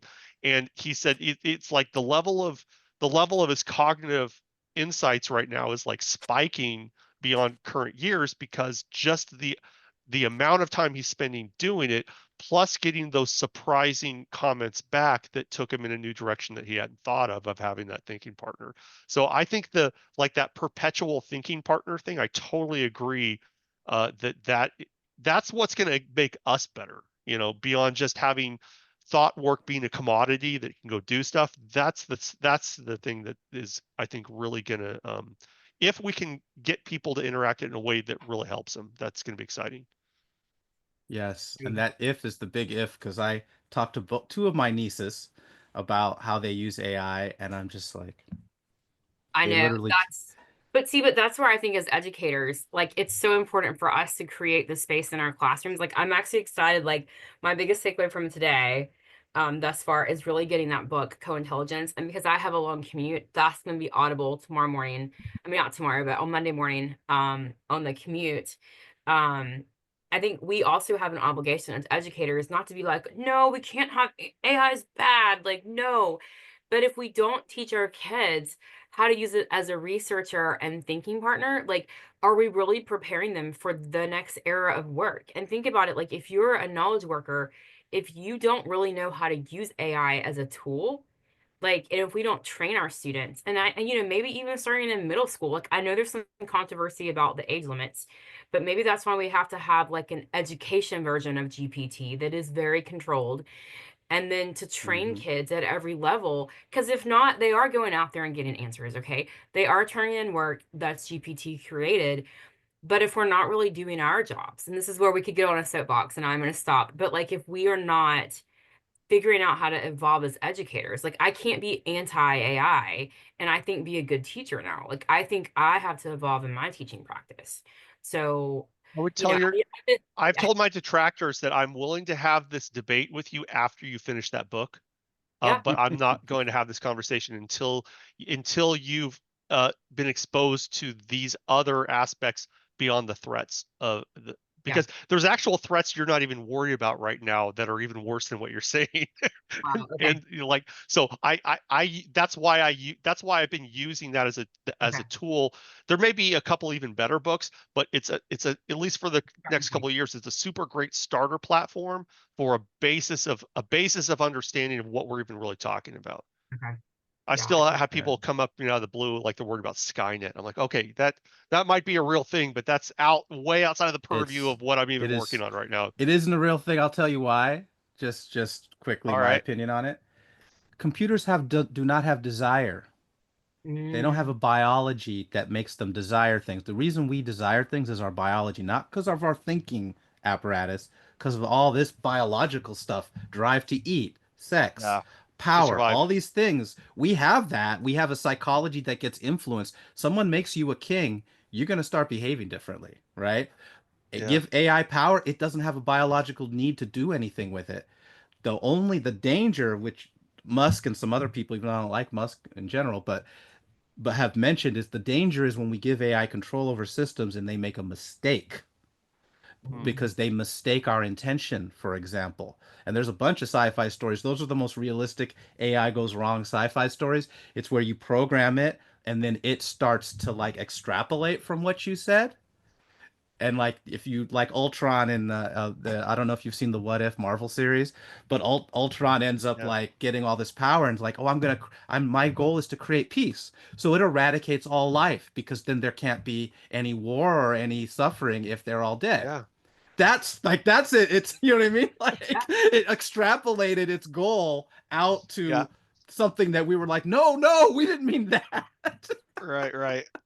You know Cool. what I mean? So like that's the danger. It's not that it wants, why does it care? It doesn't want control. But if you give it a goal, it may do things to achieve the goal that you did not expect because it doesn't have the biological limit that makes it go, oh, that just doesn't feel right. Yeah. Where if somebody said to you, "Hey, we could create peace by eliminating everybody," you'd be like, no, nope, that's not no." Why? Be What's the careful. logic? You're like, I don't need logic to know that Yeah. I don't want to do that. Yeah, it's be careful what you ask for and be very careful how you ask for it. Yeah. So, in Isaac Asimov's stories, the AI always had rules that it had to follow, like it can't harm humans. It has to obey. It has to obey humans. You know, and it has these three rules that are all like fail safes to avoid all these things. Yeah, that was built in. Anyway, all right, let's get going on this, guys, because Hey, we sorry got for like cutting your 33 time Yeah, minutes. short, sorry, but I didn't mean to like go off on this tangent. no, I encourage it because I like where this conversation is going. This is super right in the wheelhouse of stuff I like to talk about. Yeah. Anyway, AI is going to be fun stuff. All right. So let's get started. So this was the presentation, how to stay on track with long-term projects, a visual approach. So we start off with a little exercise. So sit with both feet on the floor. It looks like everyone's sitting. All right, lift your right foot and make clockwise motions with your right foot. So I'm doing it right now. You can't see me, of course. All right. Now raise your right hand and draw the number 6 in the air. What happened to your foot? Messed up. Yeah. Yeah, it's all messed up, right? My foot messed up when I tried to do that. Yeah. Right. So is this hard Wait. to do to have your foot clockwise and draw the 6? Yes. Yes, it's very hard to do. All right. So what would make this more doable? Try a couple things. Try changing some things and see if you can make it more doable. Oh, I think Kwame might have figured it out. What'd you do? My left hand Yes, the- left hand will the do it. visit. Yep. Oh yeah. All right, Left hand will do it. If I got myself to the lower part of the 6 and synchronized where my foot was, so it's in the Yes. same part of the circle, that helped. Yes, so that way when you do the you're starting at the bottom of the 6 and then you go around. Yeah, if I got them to go in the same spot, it seemed like, oh wait, it's working. Yeah, even though it's the other Yes. direction, they're on the same part of the plane Oh, rather you than know, a random. Yeah. Oh, I hadn't thought of that. Yeah, that's an interesting way. Yeah, usually, one of the things I did is I started at the bottom. So instead of drawing the 6 forward, I draw it backwards. And that way Okay. it's Yeah. still clockwise. Yeah, but that was another strategy. I hadn't heard that one yet. That's cool. All right. So here's the thing. It got easier once we came up with a different approach, right? And so that's something that seems really difficult. You're biologically, by the way, if you turn your foot, if you do that and try to, do it the way we were doing it originally, biologically it's locked in that it's going to be super hard to do. You could practice it for decades and you won't ever change it. It's literally wired into your brain. But once we tried different ways to do it, we made it possible. We just had to shift our approach a little bit. All right. And so the same thing happens with big projects. Yeah, they're overwhelming and they're huge and all this stuff. But if we do it the normal way, yes, it's going to be super hard. But if we shift our approach, it gets a lot easier. And so we can go from point A to point E with less stress, with less mental load. All right. So here's the purpose of this session. Is for you to learn how to visually map out a project so you can follow through on your hardest projects with a minimum of stress. All right. And there's Say that. Could you say that statement again? Sure. So our purpose is to learn how to visually map out a project so you can follow through on them with a minimum of stress. I like it. Yeah. All right. So by the end of the session, you'll achieve 3 outcomes. Be able to list the 3 disadvantages of forward planning, which is the usual approach to planning. Be able to build a backward plan as a group, and be able to use the 3-step process for creating a backward plan on your own.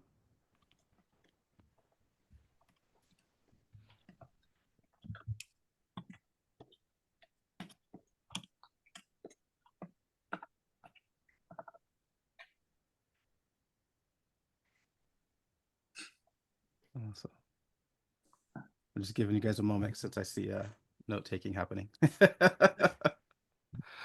All right, so just a little bit of information here before we get started on it. Anything, you guys, we're a small group, so if anything isn't clear, you can just verbally say something. Since there's not like, you know, a large number, it's totally fine. If when I give you guys an exercise, if something's not clear, just ask a question and I'll be able to answer. My rule is always never stay stuck for more than 15 seconds, but probably in this group 5 seconds. So we will have to do the exercise for the learning to happen. So we're going to actually do it. We're going to build 2 plans. We'll build one as a group and then you'll build one on your own. So we'll need to do that. My suggestion is to use paper and pencil. We can use Excalidraw, which I'm going to demonstrate on Excalidraw. But just because you guys haven't had a chance to play with that yet, it's going to be better to use paper and pencil. So make sure you have something to draw on. And that's it. All right, so let's get started. All right, so first learning outcome, 3 disadvantages of forward planning. So just think of it this way.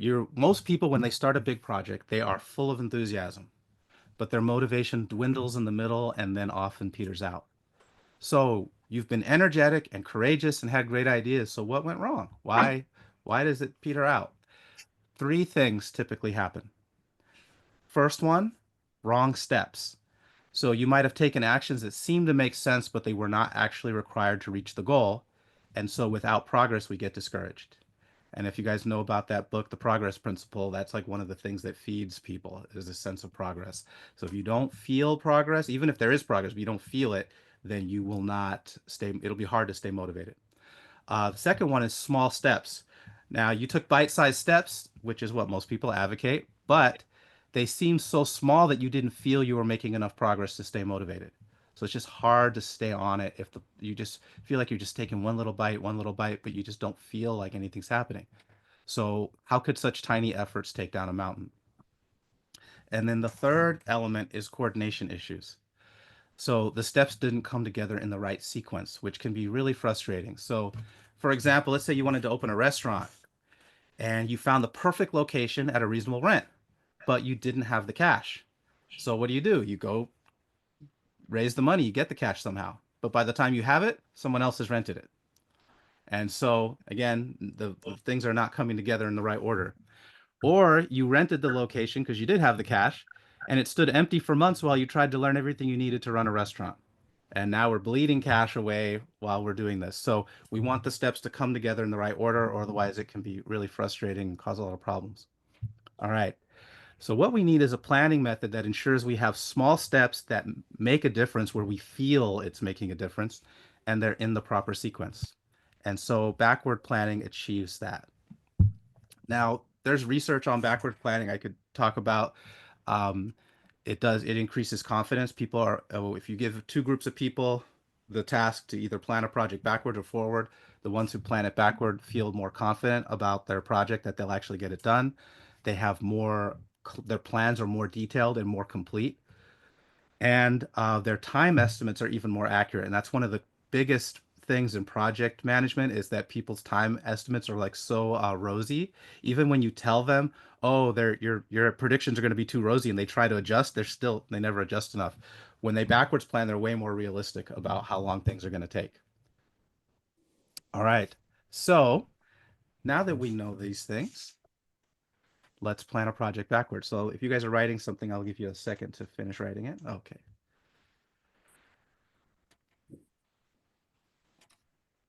All right, so learning outcome number 2, plan a project backward as a group. So we know the disadvantages of planning forward and the advantages of planning backward. So it's nice in theory. Let's see how we could actually do this. And so I am going to give you guys the steps, and I'm going to put the steps. Actually, I'm going to explain it, then I'll put it in the chat. All right. So first step is figure out the endpoint. So we always want to frame the project in terms of completion, not process. So we don't put in write a book. You put book is written. And even then, you probably want something more than book is written. You probably want book in reader's hands, which would be even better endpoint, because you could have a book and nobody sees it, right? So figure out your endpoint, make sure it's the real endpoint you really want. Then the detail do you want on that endpoint? Like, doesn't have to be a lot, but like book in reader's hands is enough. You could put in 1,000 readers' hands if you wanted to give it a number. But okay, just as long, it should be something you can visually see. Like I can see the book is in the reader's hands, or if I'm making a movie, they're in the theater watching the movie, like that it's gotten all the way to that point. So that's a good question. So yeah, it should be something you can visualize in most cases. All right, then we've got milestones. So you want to list the major milestones that would need to be accomplished before this happens. So if it's like a book, if the book is in reader's hands as the endpoint, one of the milestones is book is written. Another milestone could be publisher. We have a publisher, right? Another milestone could be, you know, um, we've informed 10,000 people about this book, so that it will end up in their hands. And then third, we've got the path, or I should say paths, plural.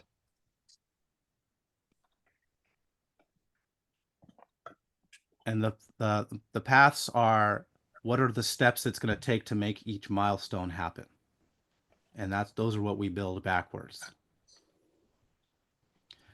And the way we build it backwards is with 2 questions. So there's a tomorrow question and there's a before question. Tomorrow question is, can I do this tomorrow? If so, great, go do it. But usually it's not. You ask the before question, what has to happen before this thing happens? So can I do this tomorrow? And if not, what has to happen before? And then we use that to build the path to each milestone. And then a fourth element. necessarily in order, were they? Say When that again? you listed out your milestones on that step, they weren't necessarily in their chronological order at that point, right? They're not in they're not they may, because most of the time the milestones have to be worked on simultaneously a lot of the time. So, or ideally they would. So like, for example, having a book written, I wouldn't want to figure out the marketing for the book after it's written. I'd want to do that concurrently. Okay. So while I'm writing the book, I should be letting people know about it and, getting publicity and all that stuff for it at the same time. Ideally, if someone really can't do that, but if you put them side by side, you might figure out, wait, there's a way I can get both of these things done at the same time. So you would want to, the milestones are usually concurrent. Not always. Sometimes you have to do one before the others. Good question. Yeah. All right. And the last one is audit. You read it forward. So you build the plan backwards, but then you read it forward to see if it makes sense. And then you'll sometimes spot, oh, I missed this thing. Oh, I'll have to do that thing. You'll capture any logic that doesn't make sense when you read it forward.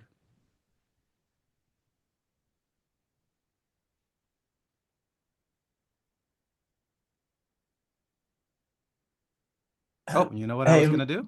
I forgot to do. I forgot to show you guys the diagram while I was doing this, so I'm gonna show it to you really quickly. Oh, you had a question, Kwame?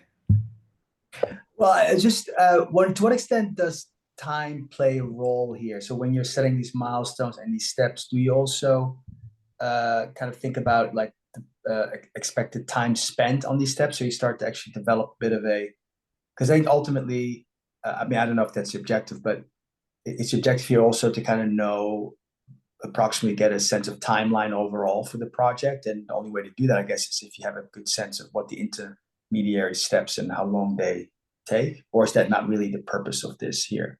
You can do that. I don't usually do that with my projects because I just there's too much uncertainty as far as so I might be able to figure out like if I sat down to do a task how long it would take, like 30 minutes, 60 minutes. But some tasks require interaction that are unpredictable. So one of the example I'm gonna take you guys through is like putting on a conference. You could say, especially if you put it far enough in the future, it won't even matter. But you have to make all these agreements with all these different people, and you really don't know how long that's going to take. But what you can do is you just decide what my endpoint will be and what the date I think it will be. You probably end up having to change it, and then you can kind of estimate how long you think it would take. You could Right. ask ChatGPT. I mean, one of the things about project planning is the planning fallacy, is everyone thinks it's going to take less time than it does. The Yeah. only thing that corrects it is if you say, how much time has it actually taken? Yeah. Yeah. The How base rate. much? Yeah, you get an actual base rate. So you could ask ChatGPT, Yeah. when someone's done XYZ, that little step, how long has it actually taken? If there's documentation out there, then you could actually, or you ask someone else who's done it, and you don't ask them, how long is it going to take me to make agreements with speakers? Ask, how long did it take you from Uh, end to end? Daniel, And then you'll get a good base rate there. Yeah. Daniel Kahneman would be proud of you, Rodney. Yes, yeah. Yeah, I read his I could read like one or two of his books, Predictably Irrational, I think, one of those. Yeah, exactly. So yeah, you Thinking can't fast, thinking slow as a whole thinking fast and backdrop. slow. Yes, there you go. All right. So I'm going to show you guys this because I was supposed to show it to you at the same time I was explaining those concepts, but Brian, at you least can we have it now. post. I'll fix it in So post. It'll look like you did it. yeah. Oh, it's all right. But at least now you have the concept. So the endpoint is represented here by the circle. So we put it in we just draw a circle and put it in here. The milestones, I like to draw them as boxes because I just want to visually separate them. I tried drawing all of them as circles and it felt more confusing. So I like to be able to just say these are the milestones. 3 to 4 milestones typically you're going to have. And then these are the path. And you're not going to have just 2 ovals, but I then draw ovals for the path. And one of the reasons I draw ovals is because I didn't want to draw boxes for the steps because boxes actually take more time to draw. So I want to get them out super fast, and ovals are super fast to draw by hand because it's just one motion. So that's why I like that. So just so you know, there's an actual reason why I chose the shapes. And you don't have that many milestones, so the fact that it takes extra strokes to make a box doesn't really slow you down that much.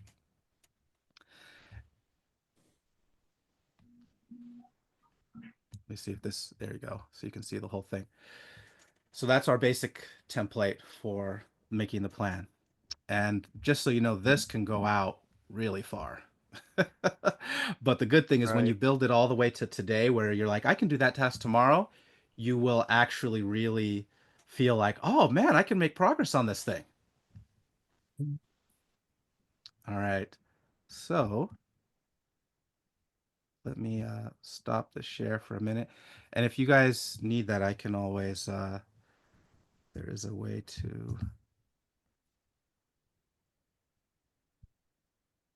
I'm going to put that into the chat for you guys, just so if you want to keep it for the future. There you go. So it's in the chat. All right. So let me pull this back up. Let's work through an example, and I'll put it back on the screen, but I for some reason couldn't get my both of them at the same time. There we go. We'll work through an example of of putting together a conference. Now, if someone were to say, put together a conference in my field right now, and someone gave you that job or you decided you wanted to do that, how ready would you feel to do that? And you can represent it with fingers. So 1 finger would be totally not ready. 5 fingers would be I'm 100% ready to go. So go ahead and put your real hands up for how many How ready you would feel. Oh, Denise is good as a 2. All right. How about you, Kwame? 1. Yeah. So we're not really ready. We don't have a plan. We have nothing together, right? All right. So let's work through an example of putting a conference together in a field.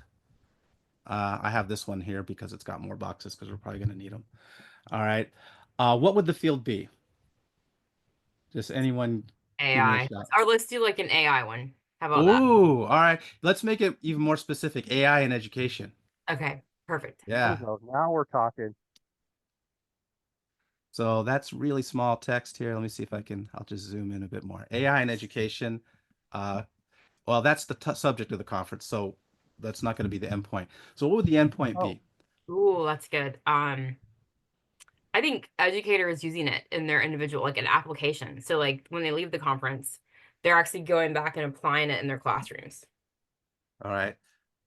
So they leave conference and apply in classrooms.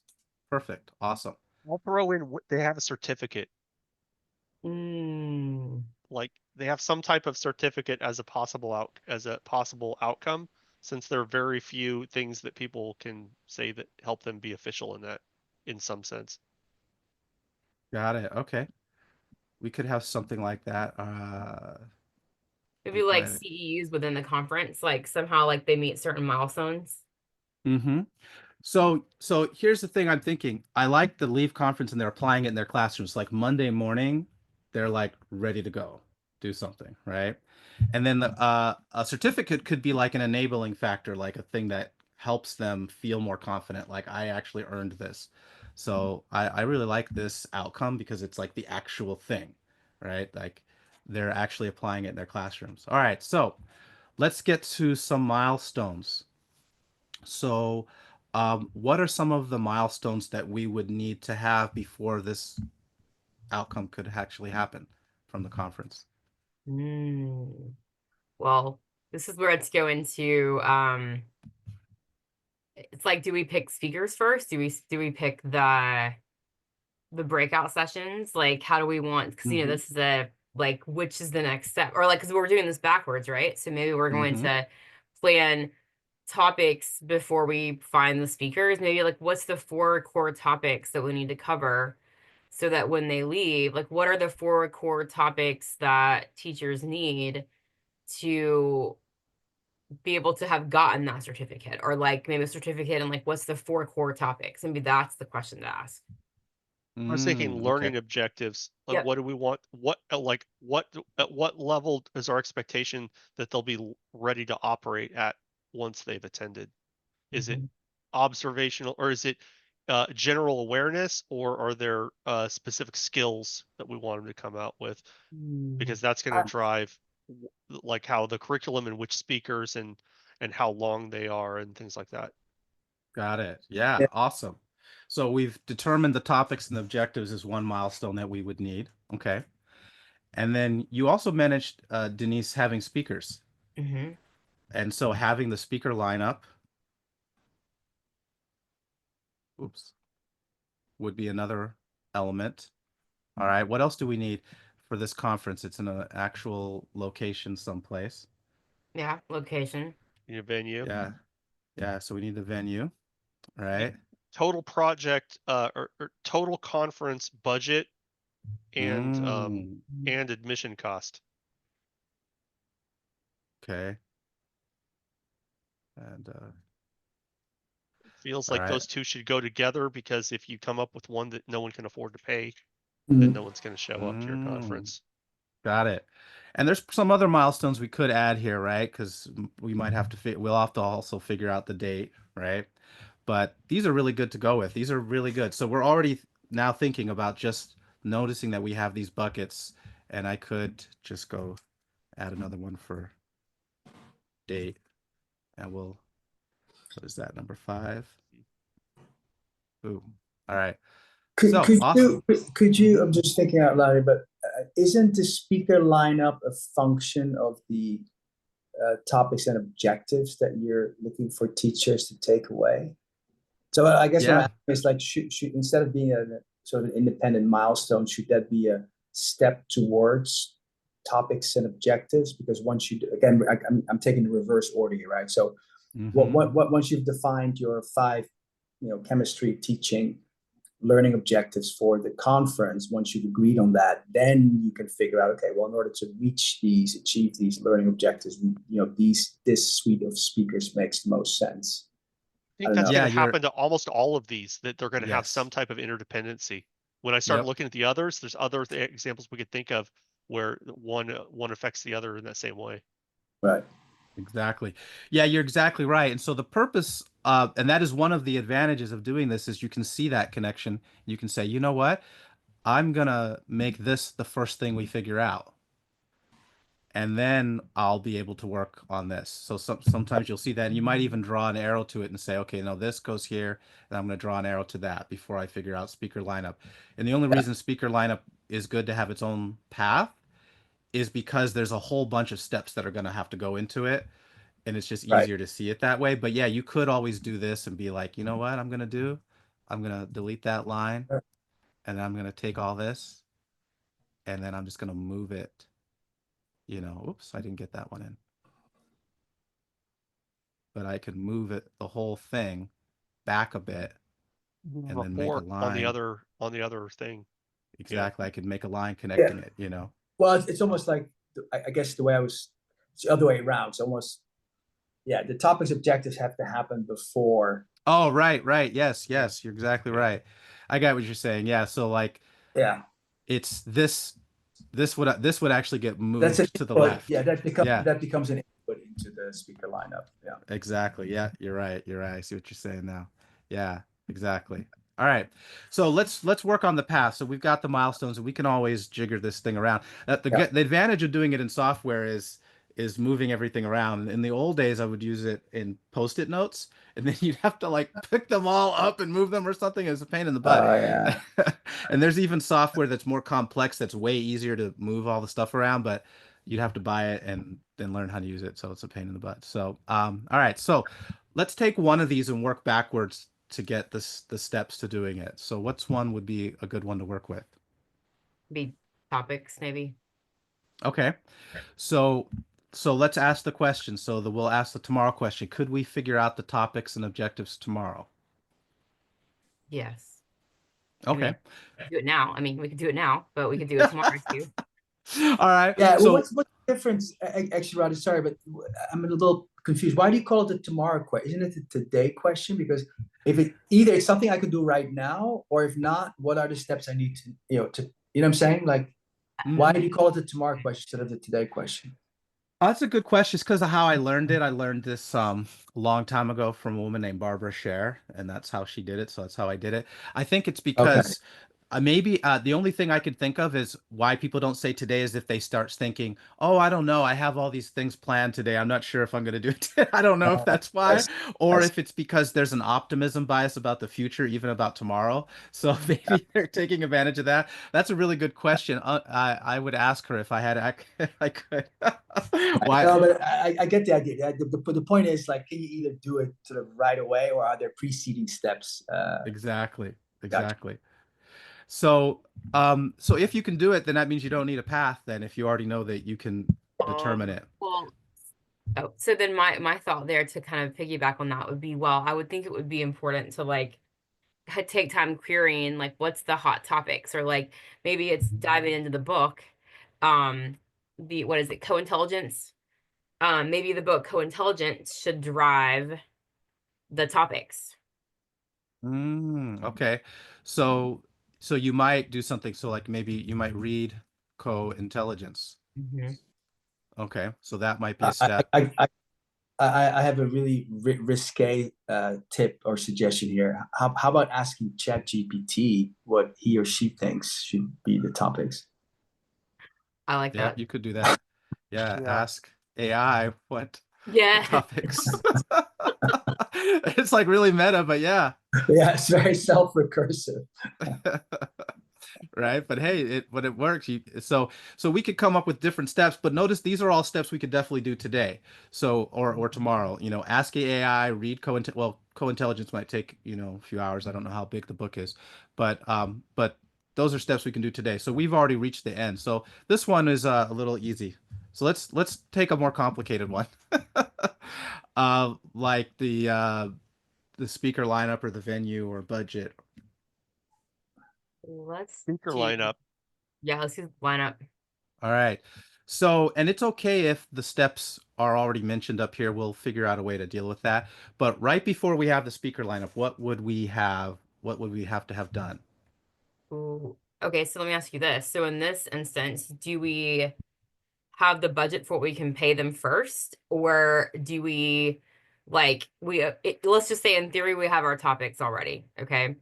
And so do we have to know the budget, or do we have to let the budget or the cost be driven by the cost of our speakers? Are we going to like let the speaker because we really, let's just say we really want to have a certain number or like a certain level of speaker, like let's say we want to get the author of co-intelligence to come, that might be a pretty significant fee. So do we let the speakers drive the cost of the conference? Like, I don't know, does that make sense what I'm trying to ask? Yeah, and I don't even know, at conferences, I didn't even occur to me about the cost of hiring them. Like, do a lot of them come and present for free, or do they, so that's a good question. So, and what kind of fees would we be talking about? You know what? That's I good to think know. another thing we'd have to decide is maybe this would be the path forward, is we need to have a decision whether all of our speakers are in person, or if we're going to have some with a remote speaker in a box, because it's less personable if it's a speaker on a screen, but it might open up more doors to getting people either for their cost or their availability, if they could appear in that way, just as a thing. Yeah. Got it. A thing to think about or to make a decision on. I can't do a speaker lineup until I have that until I've decided. That may be a quick thing, and we could do it tomorrow if everyone's ready to think about it. Yeah. Right. Yeah. Right. Well, and then do we have keynotes, or do we have like breakout sessions? Like, do we have like educators? Let's say we have an application process where, let's say an educator is really using AI in their classroom. Do we have breakout sessions where like teachers can apply to speak, to show about what they're doing? Like, how do we, is it kind of like Summit? Conference format decision. Format. So maybe that has to be a, yeah, I think we actually might. I don't know if that should be a milestone itself. Conference format probably is a one. Like, what's the overall format? Well, that you can just put it as one or the other and then change it without too much bloodshed. Exactly. Yeah. So we might have to figure out the conference format, because if you think about speaker lineup, you might really need to know your conference format, so you know what kind of, like you said, are we having keynotes? Okay, well then we need a keynote speaker is a slightly different thing than like people running individual like workshops. And so, so we might need to figure out the conference format. And so we're starting to figure out, there's more stuff here than what we were thinking, right? So, all right. So just to get the backwards. So, and just so you know, if we're thinking backwards, right? Some of us were starting to think forward, like all these things I have to do before, right? So let me just like take one of them and work it backwards.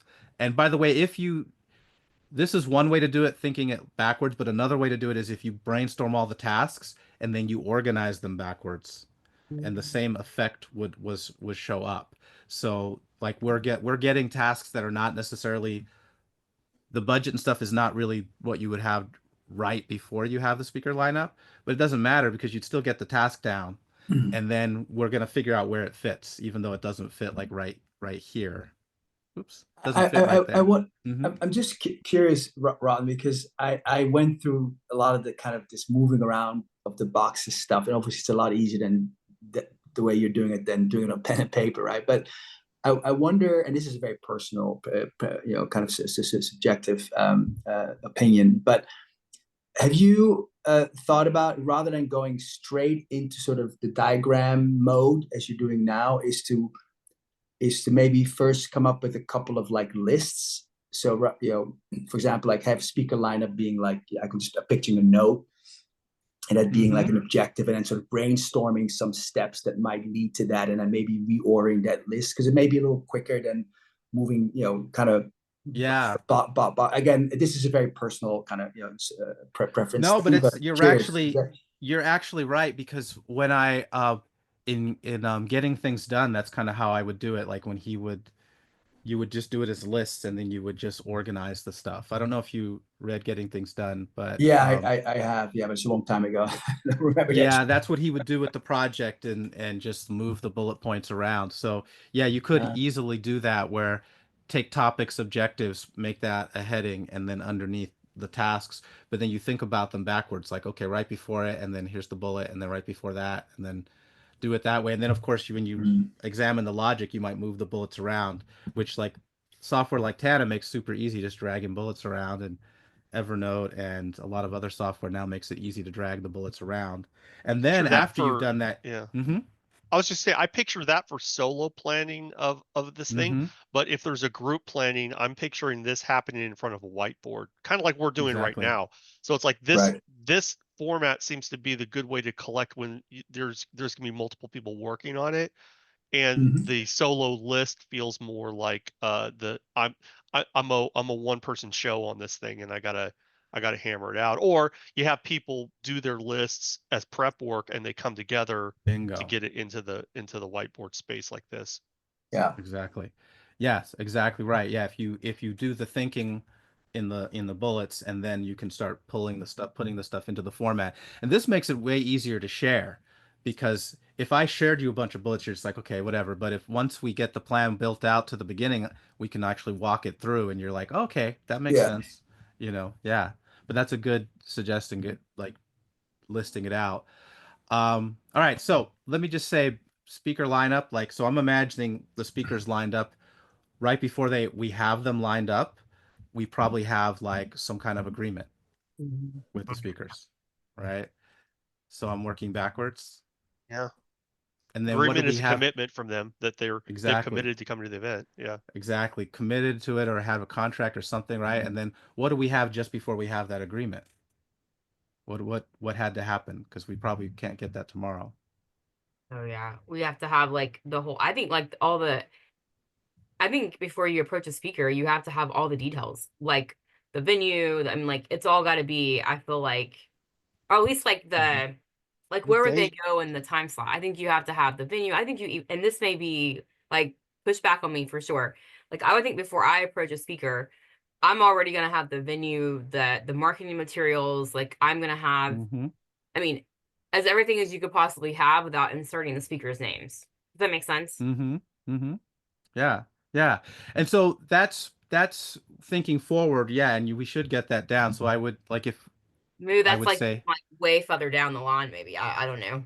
yeah, so just have all details for speaker to give the speaker, so before they can, right? So, and that might be a thing that we have before you can make an agreement with them, right? You're gonna Uh, have okay, some I see what kind, you're saying. yeah, you would have that. You're gonna have to have all the details that you could give them, right? Right. Um, so that's important. There's another thing too, because before we make an agreement, I probably had to have like a conversation too, which Yeah. I now Brooding. share. Yeah. Yeah, Not everyone's gonna say yes. You might get like a 1 out of 3 or 1 out of 4 hit rate. exactly. So And like a so list. before I have the Yeah. conversation, yeah, I had to have like I have to like reach out, or yeah, I have to You have a guys. I'm just thinking. Look, once this is finished, we should send it to Tiago and say, Yeah. We Tiago, do. for your next conference, this is the way you should do it. He's gonna have a few thoughts about this diagram for sure. exactly. It's hilarious. So we have, before we have the agreement, we have to have a conversation with them, which will then share all these details with them, right? And then before we have the conversation, we have to reach out. And could we reach out to the speakers tomorrow, or do we have to do something before that? Oh, We got to decide the speaker, yeah. line up first. I mean, Yeah, like who are we gonna ask? yeah, Right. So like list of potential speakers. yeah, prospects, yeah. Exactly. All right. Now, getting a list of potential speakers, is that something we could do tomorrow, or do we have to do something before that? No, we need to figure out their topics, right? The content we want to cover. Yeah. Yeah. And so now we get this thing here, right? Ah, Yeah. So that helps us also prioritize. So when people say, I have a million things to do in my project, how many things do I really have to do? I really only have to figure out this. This is my, and maybe, or, this stuff before yeah, I do any of that stuff, because people will go off half-cocked and say, oh, let me just start rounding up people. Mm, mm, Because yeah. maybe that's more exciting if they're like a deal maker type person. They just love to do that, But right? it's not But essential. no, Yeah. yes, it's not the more important thing right now. Right now is this. And when we work through all the other things, you might discover, oh no, this thing should happen there and that thing should happen there. So we're getting the logic of the action, yeah, when to take yeah, action. And that allows us to yeah. focus because you say, you know what? I don't have to do all that stuff now. Someone says, here's a course on how to find venues. You're like, yeah, I'm not at that stage yet, so I'm gonna pass. Instead of Are, saying are I'm gonna take it in the I need that knowledge in the future. No, I'm gonna do it when I need it. are you because I assume, Rodney, this tool is also used as a project management tool as you are actually going through the steps.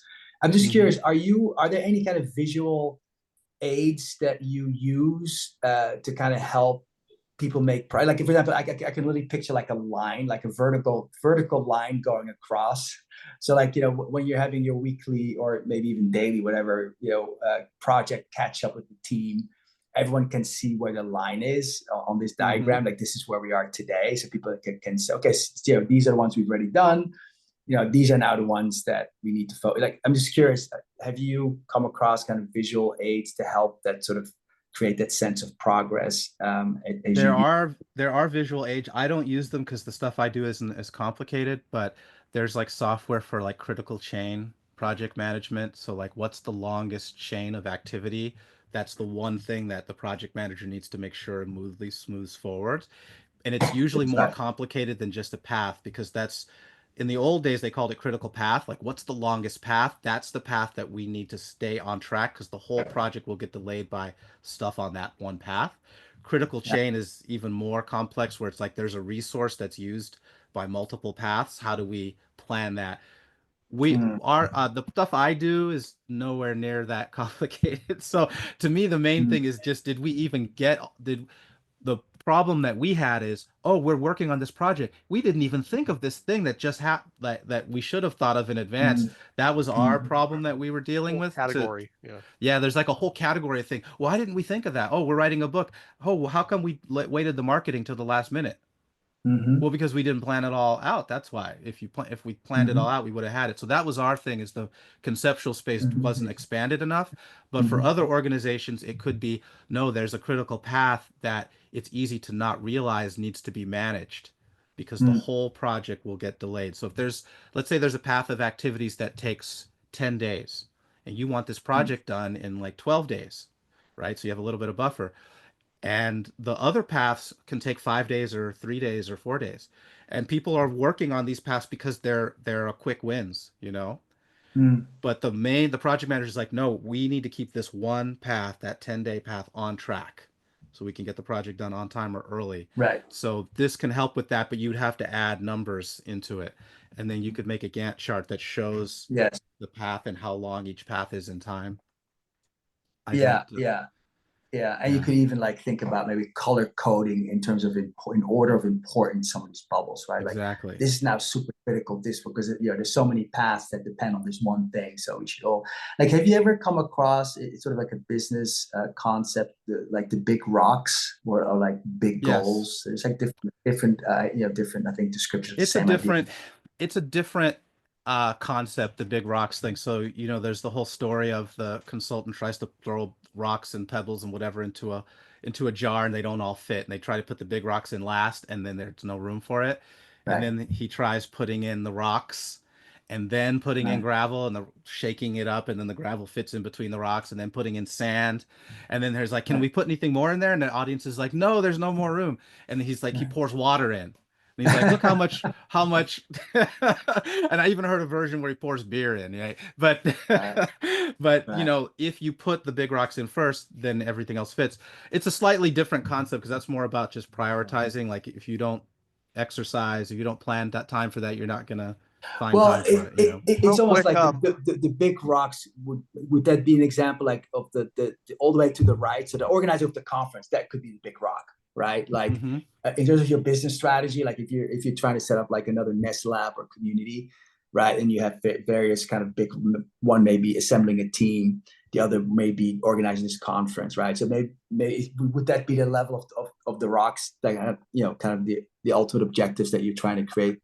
Yeah. I mean, you could do it. I mean, the biggest rock would be making the plan itself.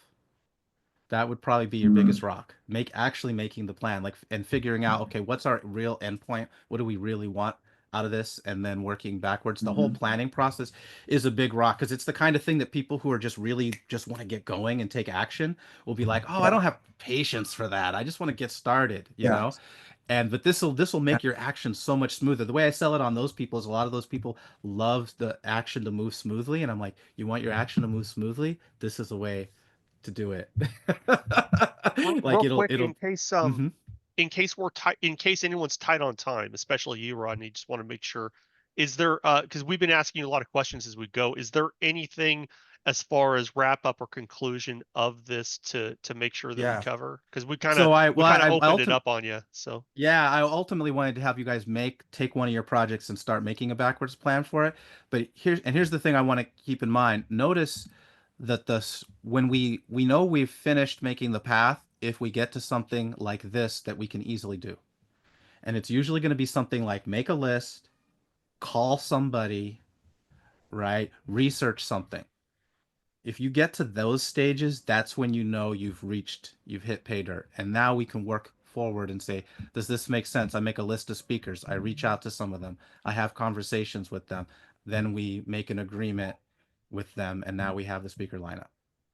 And you read it forward. I think it's super important you said that, because that describes it went from being something nebulous and stressful to something that's like, I could just go do that right now, and I can see that really gets that really moves the needle on something, and I just did it, right? Exactly.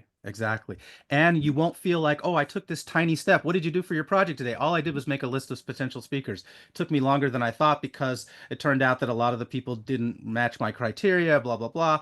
And you feel like you didn't do anything. But no, you did, because you know that that's the step before you could reach out to anybody, right? Yeah. And then what if you'd reached out before you had all that stuff worked out? Exactly. Right.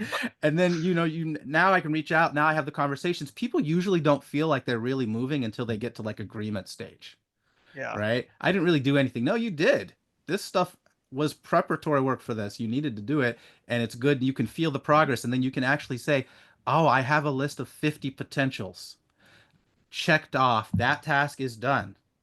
Okay, then I had to figure out which ones I'm reaching out to, and I reached out to the 20 that I think are actually make the most sense. And I got the responses I got back. Okay, now I've had conversations with the 10 most promising. So, but you're actually, you were moving the whole time, you just didn't feel it, but now you can feel it because you'll, in another software, you can just change in fact, you can change the color and be like, oh, this is green, it's done. Okay, now this one's green, it's done. Wow. And there might be a way, I think there's a way to even put let me hit this again, put a background in there so it feels even better. Check in the box. That's the stuff, right? Right? Isn't And it? you can say, Like, yeah. oh yeah. Oh, And I changed that status to done, and it's like, yes, that's the exactly. stuff. And it's just so beautiful because you're like, oh, look at that, I'm making progress, I can feel it, I can see it. So this eliminates that, oh, I took tiny steps and nothing happened. No, you did. That's important. They're important. Like building a cathedral, I had to put one brick down, right? Yeah. But the thing about Well, building a cathedral is you actually see the bricks building up over time. When we work on these projects, we actually don't see it, so it's easy not to feel it. So this allows us to see it and feel it. It's cool.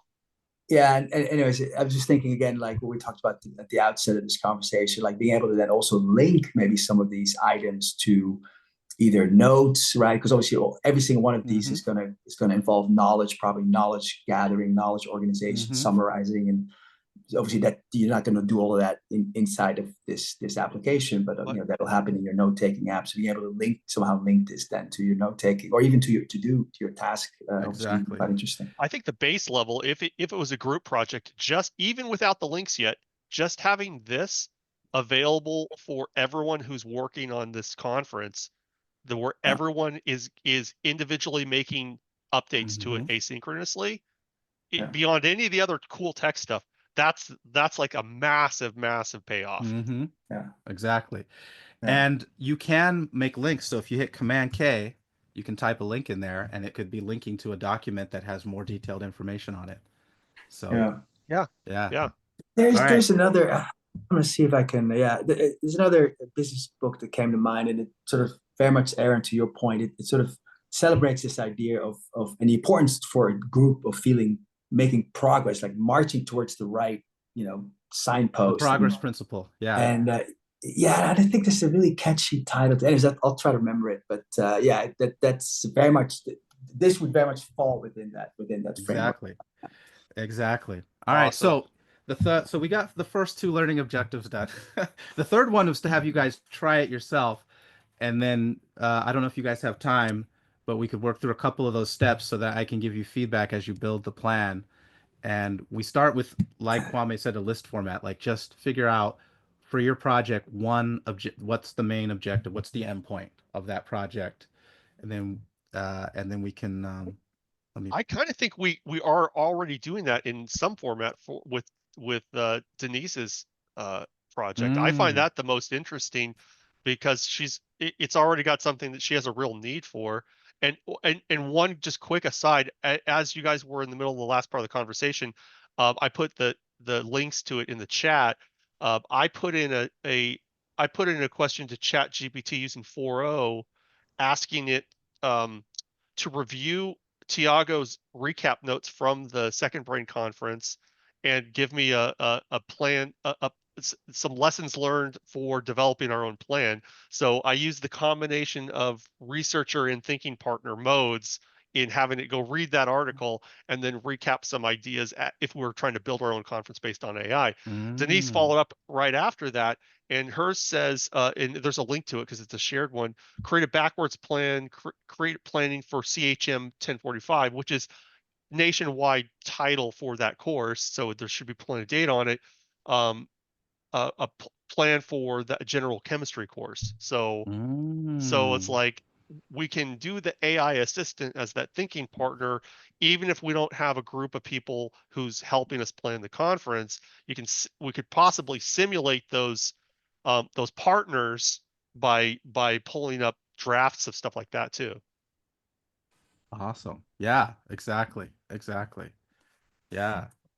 But I'd be happy to stick with Denise's if we want to continue on with what we had on either what we had on the screen, or more specifically for what you'd like to see happen for your students. Yeah.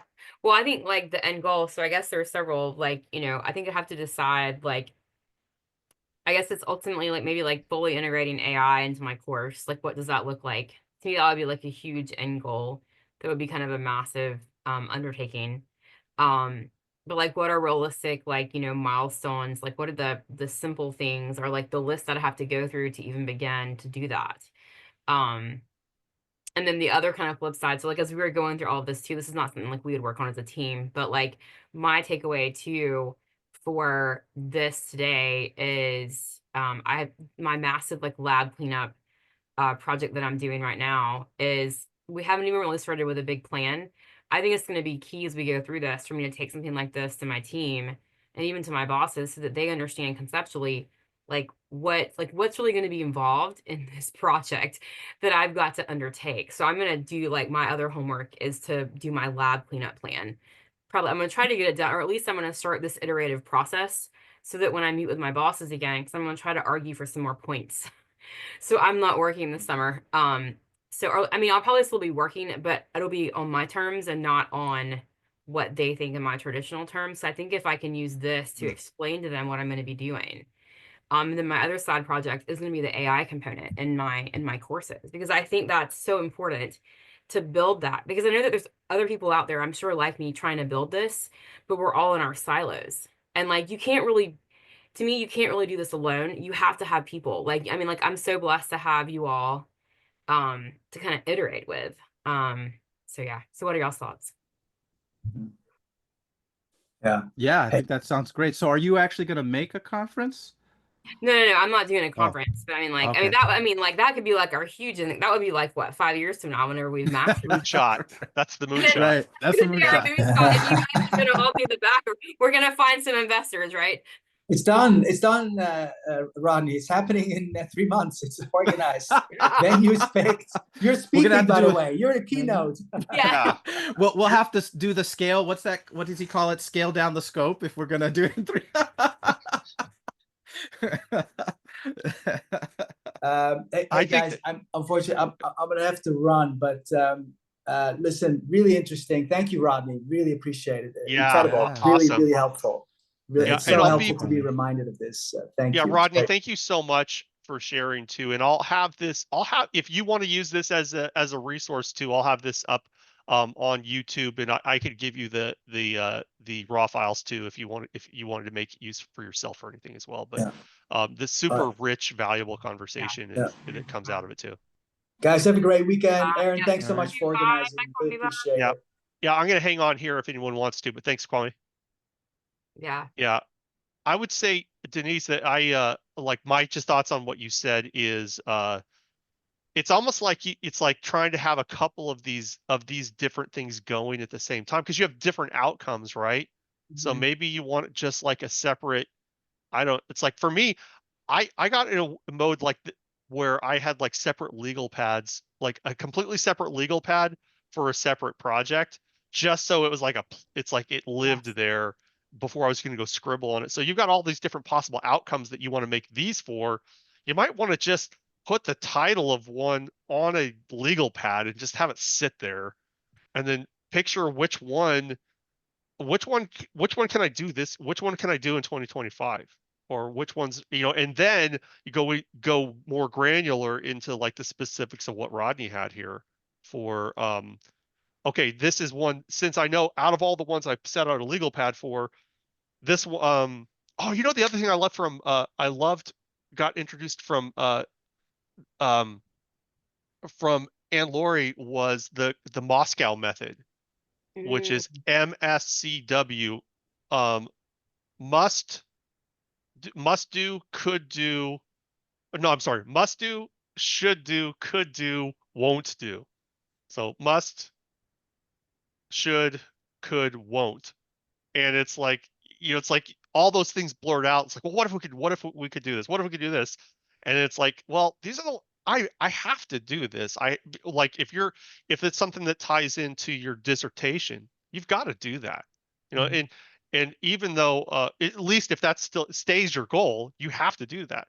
So the ones that are more central to the orbit of your dissertation that are going to feed into that, it's like, well, I got to work on that legal pad first, and then you could start mapping these out. But then the other thing I thought is just this whole co-working and group energy thing that happens. It's like all of my project stuff outside of my day job. I've done my day job long enough that I can autopilot it, but it takes up most of my energy. Everything else I work on has to have a shared human component, which is why I keep on striving to meet with you folks, because it's like I have so little energy left in the tank beyond what my core responsibilities are that it could just evaporate in a minute when something goes wrong if I'm working solo on something that really ambitious I've got up here on the board. So I have to have a human bounce back to keep my emotional energy up through whatever the iteration. So I need someone else to believe it's real with me until it comes into existence. For me, that's a big thing. So, use all of us to share a belief that it exists, that this is real with you as you start drawing up some of those plans. Once you decide which one is the must, like out of those paths. That's where my mind. You don't have to do anything I just said, but that's where my mind went when you said you And I talked think about it's all like that. the most like, so definitely gonna have to kind of sit and like think about it a little bit, but I think Yeah. like, I know like to me, like the ultimate goal would be like a fully integrated course that like teaches like students how to use the AI as their like thought partner, like when they're stuck. Like what does that look like in the world of chemistry? Like, and I think to be like that detailed, like I think like getting that like end goal, and then like what does that look like in terms of my course? Because obviously there's going to be key learnings that I've got to do as an instructor, like skills that I've got to master before I can probably even start teaching my students that. Does that make sense? Like, Yeah, Mhm, but mhm. I think that the main thing Yeah. I've learned over the last 2 years here is that you don't try to wait until you're the originator of the thoughts of these amazing things. Be a collector and a curator of all the things that everyone else is already doing out there amazing. Just try to find them and understand them and collect from them, and then make the adaptations that you need to make it match your own, and then ask for help from good adapters to help adapt it. Like what, at least for me personally, that may this what I just said may not be prescriptive of your situation, but for me personally, a lot of my delays and setbacks have been based on I was trying to wait till I churned out the original idea rather than just trying to get myself around all these amazing things and try to curate and collect and communicate about it. agreed. I don't know, what do you think, Rodney? And I think, yeah, and Ronnie's a deep thought. And then I think going back to like not being afraid to like build in public. Like, and like I'm one of those people, like one of those educators that like I'm okay to get up in front of my students and make a mistake. Like, cause that's just real life. I mean, especially in science, like, you think you understand it, but then you do another project and you realize, oh wait, we completely missed it, even though we thought that this is what this data point meant. But now we have other data that says otherwise. So it's like I think teaching students how to be iterative, like, does that make Mhm. sense too? So like not being like I don't have to have it like I could even like in my organic chem course, maybe it's because my students are like it's a smaller class. So that might be an easier way to integrate some AI into my like teaching or like teaching them how to use it as a thought partner Mhm. versus in my larger courses. Yeah. So the main thing in education is, of course, that they actually fully understand the concept, right? Whether they use AI or not. And I was just thinking about how could we help use AI to help them understand and not like replace their thinking. And so there's a technique in learn called self-explanation, right? And people don't do it enough, but it's like, oh, I'm learning a concept in physics or I'm learning a concept in chemistry. Let me try put aside the books, let me see if I can explain that concept to myself, or like write up an explanation, right? And I think the reason people don't do it enough because it is maybe because there's not instant feedback. So what they could do is write up the explanation as a study tool, write up the explanation for themselves, put it into the AI tool, ask the AI tool to critique their explanation. Mhm. I love that. Yeah, and that way they get feedback on it. Because the thing is you write up the explanation, you think you've got it right. Maybe you do, maybe you don't. But if the AI model can actually say, your explanation actually works. Here's why it works. And we might have to figure out the right prompt to use so the AI doesn't like gives them the right type of feedback, like Yeah. that's encouraging and like here's the things you got right, here's the things aren't, something like that. And then they can the next day try to rewrite it again from scratch, but like really make sure that they understand the concept, because they could write it up, hand it to you, and you could tell them what's wrong about it, but they could get instant feedback from Yeah. AI. And that's like a technique from Feynman, like try to explain it. And if you can't explain it, then you don't understand it. Go back, try to understand it. Once you understand it, you think you can explain it, feed it to AI and have AI tell you. Yeah. Well, and that goes back to like they got mad at me like last semester. I actually had it. This was actually really bad. I had a student that got really mad at me and went off on me in front of the whole class about my study guides because it's like getting them to understand I'm not just going to give you the questions, like I'm going to give you a topic, but it's almost like teaching them how to use the objective. Like, can you explain, like, if it's like determine the mechanism of a deals outer reaction, like having them explain that in words, and then like Hmm. almost like telling them what prompt to use in the AI, like say, hey, this is my explanation of this topic. Is my thinking correct? Like, or Hmm. like help me understand what I have right, what I have wrong. Be a partner. Exactly. That's really how they use the study guide objectives to see if they've learned. So Hmm. that might be because that might kind of help their frustration too. Um, yeah, I like that a lot actually. Yeah, and it could even I haven't tried it for studying a concept, so it'd be really fun to like play with prompts and see what prompt is best. Like, should I ask it, how would I improve this response, or should I ask it to critique it? I don't know the best way. I know with writing, it's really cool to ask it to like critique your argument and like, where's the weak spot? And you can always even, and asking it, where would attention drop off? Mhm. You know, and it tells you, and it'll tell you straight up. It'll say this at this point it got too technical given the way it started, and you know, and it's just very interesting. So it'd be really cool to see what it can do there, because I think it could, that might even be the main use case in my opinion, because like the whole point of what you're of chemistry and all these science subjects is the understanding level is the most basic level. Yes. Like if we don't understand the concept, you can throw a bunch of facts into them, and it's really hard to make the facts stick Yeah. without. Agreed. Oh, I have the Spark book too, Aaron. By the way. Okay. Okay. Yeah. Yes. So I learned how, somebody showed me how to set up the Spark framework in Markdown, because ChatGPT understands Markdown format the way we understand outlines. So that when you use the header, like 3# versus 2#, it recognizes the hierarchical relationship between what you wrote.